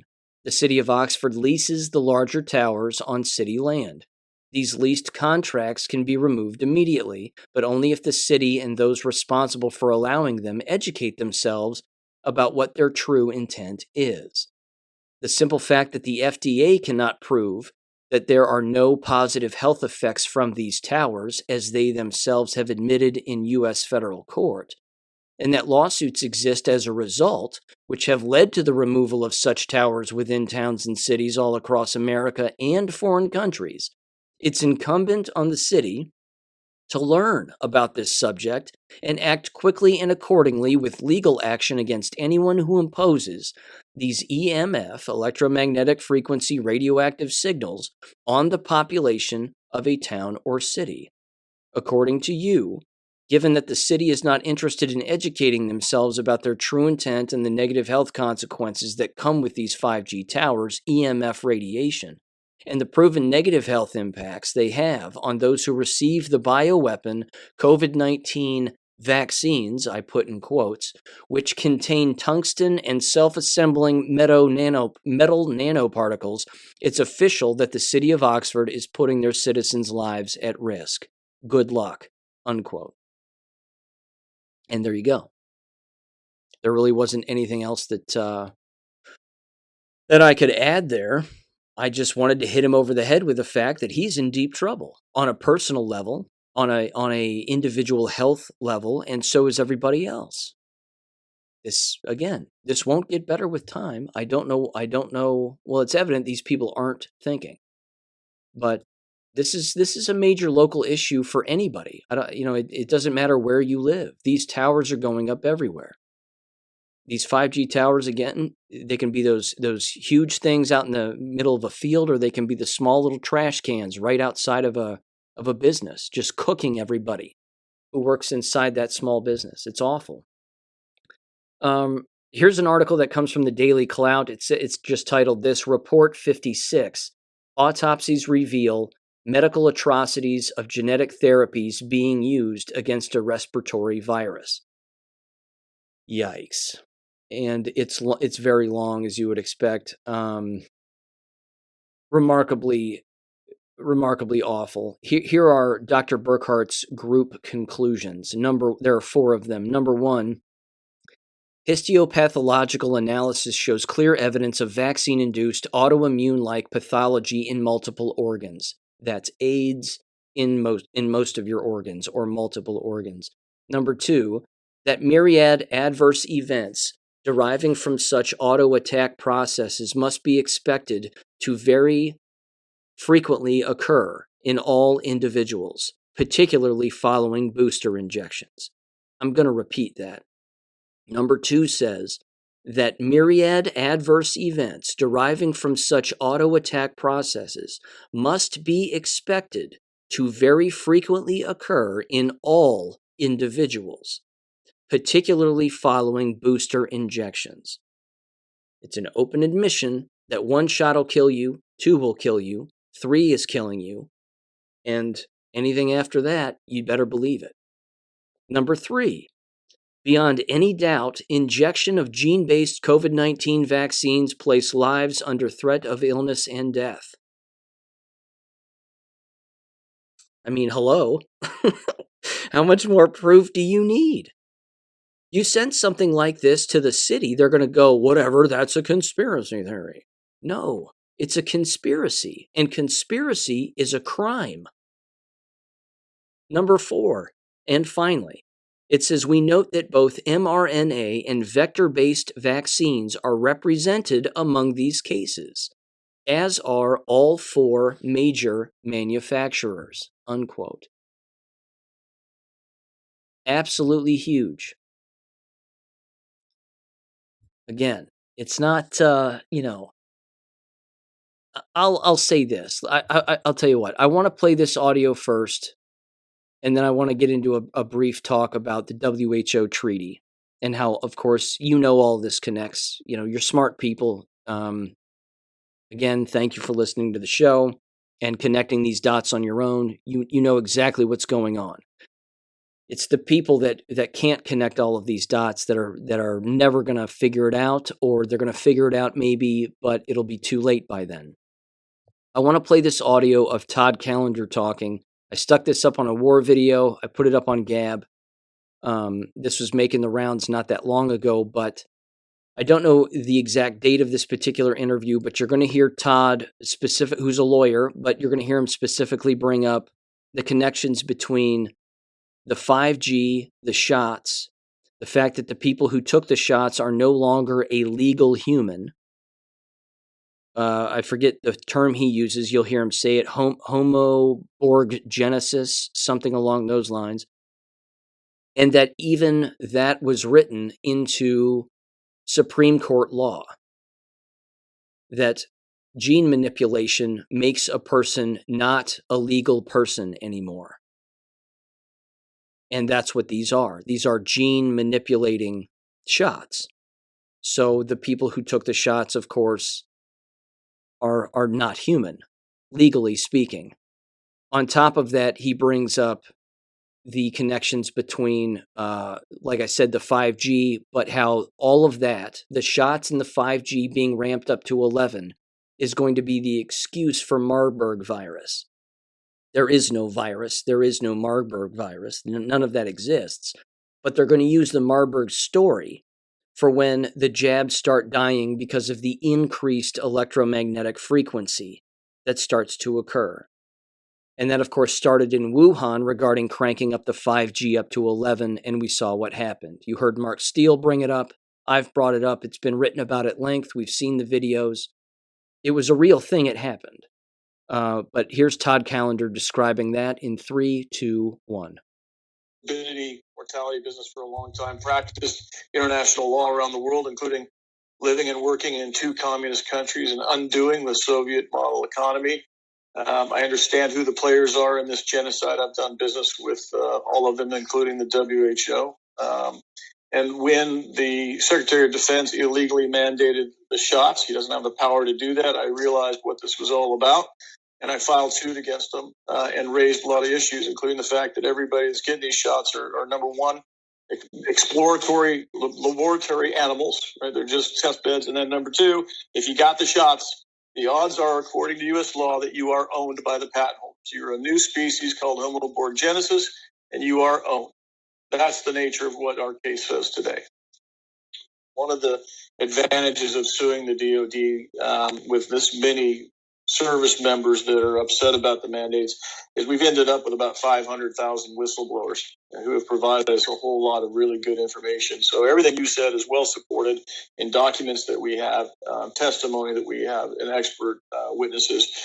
So in recent times, I had sent you a number of documents that actually support what you said. And our biggest concern, the reason Doc Chambers and I are here today, is we work as a team to understand both the science and the legal ramifications. And what I wanted to impart to you is under 42 CFR Part 70 and 71, that's the enabling statute for Health and Human Services to assume power upon the declaration of a public health emergency. They've already done that, as you indicated, with the COVID crisis. That has resulted in the suspension of our Constitution. It's already happened. The next one is coming. In that statute, you will see that Marburg is already identified. You will note that the PrEP Act has a Marburg provision that allows for additional spending when invoked. The Health and Human Services has already invoked the Marburg provision, meaning they've already parted ways with money and spent it under the HHS enabling statute to build quarantine camps, amongst other things, throughout the United States. We interrupted 2, one of which was in Cochise County, Arizona, where they were going to build a $1.9 million facility that houses the now merged 4 branches under HHS. The judiciary, law enforcement, corrections, and public health are now all one and the same, and they're all housed in the same facility. So all of these quarantine centers are there. We understand that there could have been a Marburg release that Dr. Chambers will get into. We think that one has already happened. We know that Marburg is not particularly contagious, but it has an extraordinarily high rate of fatality. And we know the mechanism by which this will be released. And that is inside of these shots that people already received, inside the lipid nanoparticles, the hydrogel, there exists pathogens inside of the particles that have not yet opened. Those pathogens are chimeric. They include E. coli Marburg, Ebola staphylococcus, and brewer's yeast, amongst others. We know that upon the broadcast from the 5G system that is now employed across the United States, and the world for that matter, when they broadcast an 18 gigahertz signal for 1 minute, 3 different times as a pulse. It will cause those lipid nanoparticles to swell and release these pathogenic contents, thereby causing a Marburg epidemic that they've already spent the money on. It's already done, right? The Marburg epidemic, for purposes of the law, has happened, and now we just need the actual disaster to happen. And there's actually worse parts to it than that, including the 1p36 gene deletion that effectively will turn those poor people into zombies. As odd as that sounds, our government's preparing for that. But the FEMA have already put out zombie commercials and ConOps on that, correct? That's correct. If you look at Con Plan 8888, Stratcom put that out in 2011. On page 2, they say, "Oh, this is just for examples, just for demonstration. Don't worry about it, so we don't offend other countries." The problem with that is, you look through that Con Plan, it's all about 5 different types of zombies. There isn't anything in there about opposition forces. There isn't anything about winning political battles or counterinsurgencies. It is only about a zombie apocalypse, defending it. And you will see that every NIMS compliant, practically, agency, or whether that's state, local, or federal, has already had their zombie apocalypse preparedness training. They've already done their practice. The CDC has had a zombie apocalypse preparedness website up for the last 5 years. Now they've reduced it to a PDF cartoon. Even in the Amazon Web Services contract, the force majeure clause, I believe it's Article 41, states that we're not liable for damages in case there's a zombie apocalypse. This is coming, folks, and the serious adverse event report Pfizer put out post-marketing, they had put out as part of a FOIA. The number one serious adverse event was the 1p36 gene deletion. You look up the symptomology for that, it is the elimination of the frontal cortex and a propensity to bite. What's very odd about this is this was the symptom post-vaccination. That disease is a congenital disease. It means you're born with it. So how is it then possible that this is the number one serious adverse event from the Pfizer shots? It's here, folks. And then you got Dr. Chambers here to tell you I'm not just a raving lunatic. Good times, huh? Good times. Wonder if old city managers and economic development managers and other people who work for local cities know anything about this. They don't have a flippin' clue. Not a clue. And when he says zombies, he's not talking about all the nonsense you see on TV, video games, and movies. That's not what he's talking about. What he's talking about is people dropping over, dead, while they're walking down the street. Now, aren't we already seeing that? Of course we are. That already exists. That's already happening. He's talking about the implementation and the kicking up of 5G at a very specific time and for a specific, very specific wavelength to impact the already jabbed. And then the adverse effects that come with that. Again, bleeding from the mouth, bleeding from the ears, bleeding from the nose, which, by the way, Stu Peters had a woman on his show the other day who was describing those very symptoms regarding her own father. Her father took 4 shots, started to bleed from the mouth, the nose, the ears, and then fell and bleed and had bleeding gums also, basically in order, dying from the inside out. And then, over the course of time, I should say, and then fell over out of a chair from a seated position and hit his head, probably because, again, he had already died before he even hit the floor, but then allegedly died of a subdural hematoma, and there you go. So it's happening already. Just when a person hears the word zombie, that's what would throw off an unknowing person. They would say, well, that's definitely a quote-unquote conspiracy theory. No, it is a conspiracy. The physical symptoms, signs and symptoms, I'll say, are of course evident with what's going on among the jabbed. That's not unusual. It's already happening.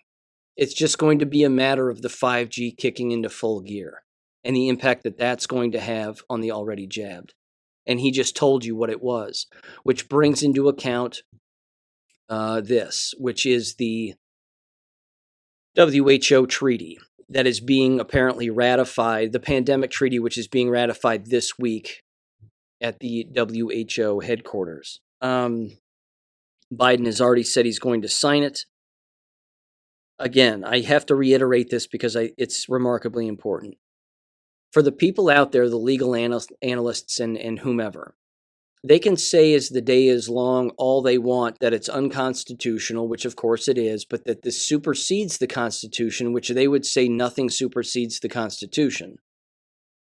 And that they can't do this and they're not going to do this and we just don't have to comply and whatever else. I would say this. Look what happened in 2020. Look how many people bought it. Look how many people went along with it. Law enforcement went along with it. City councils went along with it. Schools, universities, businesses, where you buy your food went along with it. They all went along with it. Hospitals, doctors, nurses, pediatricians, small doctors' offices, major hospitals. They all fell in line. And now they're contractually obligated to do so. So let me take this from that large aspect and bring it again right down to the local level very quickly. You had WHO and WEF writing these orders. The CDC followed it. Governors followed it.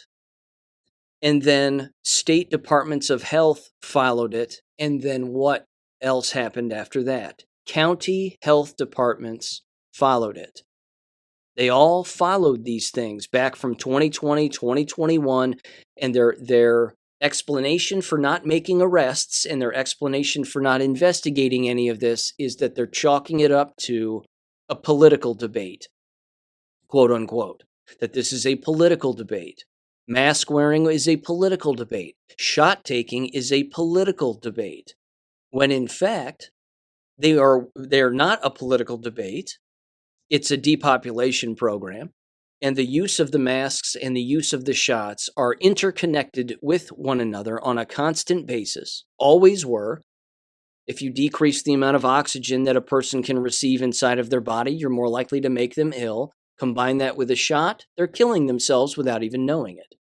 Turn up the 5G and allow 5G towers to be in your town or city, they're really killing themselves without them knowing it. And so on and so on. So, is this going to happen again? Yes. I believe this is going to happen again, as you heard Todd Callender say, and I have no reason to not believe him. I've even been in the same room as Todd Callender. That doesn't mean anything. I was in the same room with Simone Gold.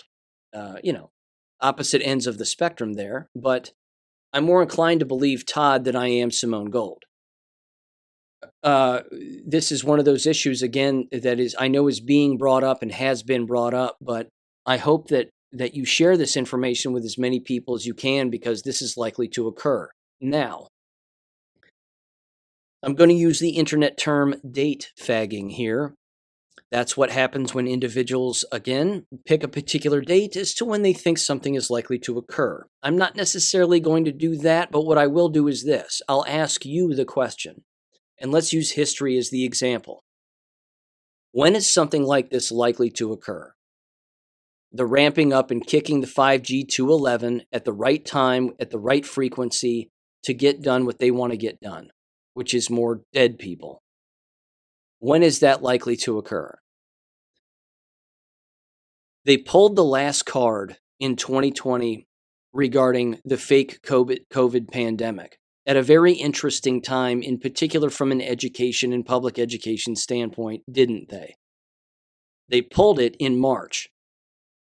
They were talking about it a little bit in November and December of 2019, but no one was paying attention. They ramped up the talk a little bit in January of 2020, a little more talk, no one really cares. February, there was even more talk, in particular after the fake impeachment of Donald Trump. And then March hit, and they had nothing else on their docket, and it was green light go. And then they pulled that. When they pulled that lever to make that media message resonate and stick, it was at an interesting time from an education standpoint because many schools were on spring break. And as you've heard on this show, even from students themselves and teachers and other people I've had on, when they pulled that in 2020, these schools went from being on spring break to never coming back for the remainder of the year. They quite literally had 5 or 6 months off before they returned in the fall of 2020 to then, of course, either only do online education or do a hybrid of online education and in school learning, so to speak, but you had to wear masks. I think that timing was purposeful because you needed those closures to scare people. The timing of the closure was necessary because it bled right into summer break. Now, I think if they were to pull this, it's going to happen, and this is a year, okay? It's going to happen anytime between now and a year from now.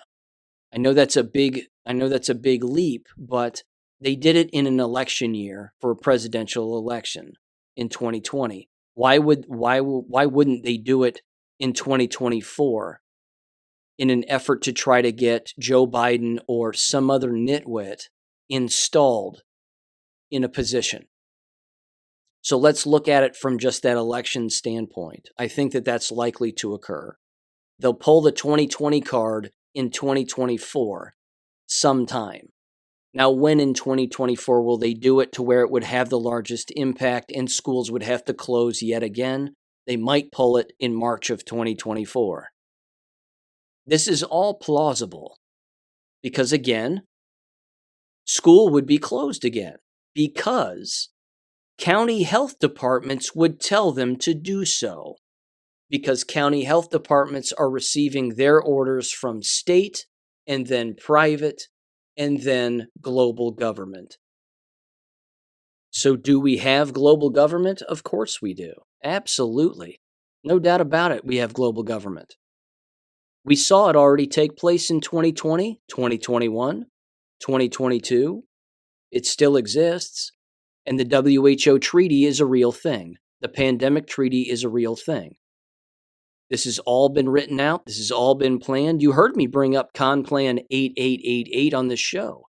I ran through, at the very least, a summary of what it was, and then its fictitious scenario. But as Todd said, and he's right, that fictitious preparatory scenario for the military has no solution in it. It has no, well, wait a minute, what would cause something like this to happen? Or, maybe there's a remedy or a way out of it. Or maybe there's something that the military can do to fight back against what's happening.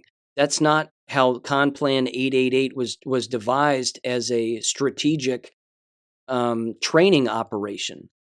It was devised to turn the military against us and turn law enforcement against us. So go back to 2020. Was law enforcement turned against you? Yeah, they sure were. Yes, you had sheriff's departments come out and say we're not going to arrest anybody for not wearing a mask. Well, they don't have to arrest somebody for not wearing a mask, but what they can do is arrest people for disorderly conduct, for not wanting to wear a mask and wanting to get food. Again, my mother was thrown out of Kroger's for not wearing a mask back in 2020. This was a thing. This happened. Happened to lots of people. That's where the managers of those stores, when you're confronted, they say, we're gonna call the police if you don't leave. We're asking you nicely to leave. And you say, I have a right to shop here no matter what. I'm shopping here. I'm buying food. I'm doing what I'm doing. Leave me alone. They call the police. You tell that to the police. What are the police going to say? They're going to say, now you're engaging in disorderly conduct and criminal trespass. Now you're not allowed to be here. This is going to happen again because they want it to happen again, because they want to install more of their own government. It's going to happen again. I'm not saying that to doom. I'm saying that to be vigilant. I'm saying it to be preparatory in your frame of mind. Guns, ammo, spring water that hasn't been contaminated by these chemical spills, have gasoline on hand, generators, grow a garden this coming spring and summer, fill it to the brim, save as much as you can to eat it throughout the course of whenever. Again, storable food, the stuff that lasts years, the stuff that lasts 25 years, buy bins of that. I mean, it's a real thing. This stuff, people need to acquire this kind of stuff. And this will be an intercontinental thing that occurs. I am more likely to put my chips in that basket or on that side of the table than I am this never happening again. I just think it's going to happen again. And I think that what Todd laid out and what you heard Mark Steele lay out in the previous episode is likely to occur. That's the whole point. Here's the bright side to all of this. And this is where I'm going to end the episode. The bright side is that we know this. Those of us who know, and we are critical thinkers, and we're able to plan this out, or at the very least see this for what it is. The towns and the cities and the people that run them, government, who don't know this, who are willfully going along with this, we are going to have to take their place in the future because they're not going to be around much longer. The people who survive, this is going to be our opportunity to take back what is rightfully ours and then point our guns in the right direction. Metaphorically, if not literally. That's my take on that. With that said, let's look at some smaller examples as to why this is all happening, of course. Well, we know why it's happening, but why there are patriots in control in particular places and white hats in control in particular places. Number one, we're hearing about this. We've overwhelmed the internet with factual information for a very long time. We own it. Yes, it's hard to find particular things, but once you learn how to find particular things, you never stop. That's number one. Number two, things are reaching the media now that never used to, and the media wouldn't even bring them up. Because if the media brought them up, it would be game over, and that would be a huge problem. Media doesn't want that. So why all of a sudden are they bringing particular things up? Let me give you one small example. Why would Michael Strahan, on an ABC This Morning interview, ask Damar Hamlin, which again, I have no reason to believe it's not really Damar Hamlin. I believe it probably is, but why would they allow that question to be asked of Damar Hamlin regarding what his doctors told him about what caused this, and then Damar Hamlin gets lockjaw? You better believe that ABC filters the questions that are asked. You better believe that normally in a completely black hat controlled operation, they'd never even ask the question. It would just be those two football players, former football players, high-fiving, slapping each other on the butt, doing what they do, and that would be the end of it. Man, glad you made a full recovery. You look great, blah, blah, blah. I understand you might have a heart condition, but, whatever. Everybody has to leave the business for their own reasons and this, that, and the other. And now you're going to become a charitable organization and yada, yada, yada. And that'll be the end of that. Why would he even be allowed to ask the question? Was he told to ask the question? Because he didn't look comfortable asking the question. And of course, wasn't received very comfortably from Damar Hamlin either, was it? There have to be white hats behind the scenes making sure that the question gets asked in order to wake people up. You heard Donald Trump even say it back in that speech that he gave a long time ago where people were expecting him to, where he said he was running for office in 2024. They were expecting more out of that speech from a upfront standpoint than maybe what they thought they got.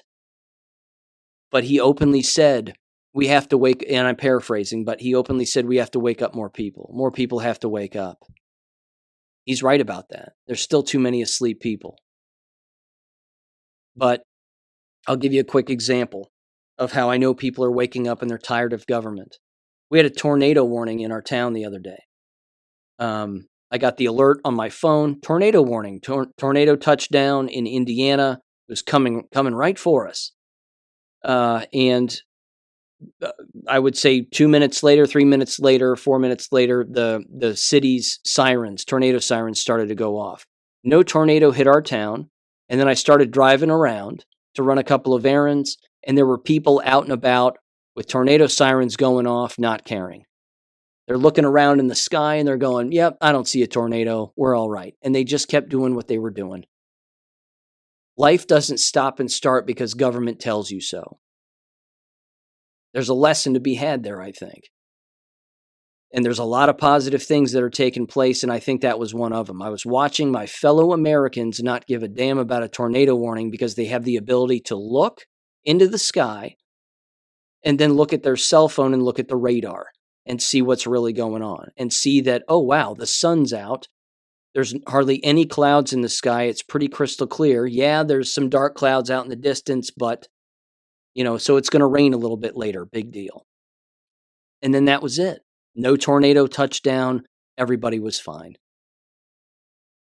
If governments and local governments pull this again, which they're going to, the pushback is going to be immense. But it's only going to be the jabbed that are going to feel the ill effects of it first. I'm certain of that. Certain of it. I'm not wishing for this to happen. It's a horrible scenario. But as you heard Todd Callender say, they've planned for it already. It already exists in all their paperwork. And the WHO Plandemic Treaty is a plan. And they got to follow it because they're globalists and that's what they do. Okay, ladies and gentlemen, that's the episode. Lots there, I know. Lots to think about. Govern yourselves. That's the lesson always.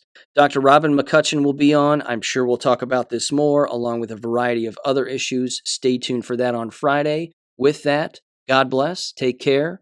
Peace. Thank you for listening to American Education FM. Make sure and check out AmericanEducationFM.com for more information. Take care and God bless.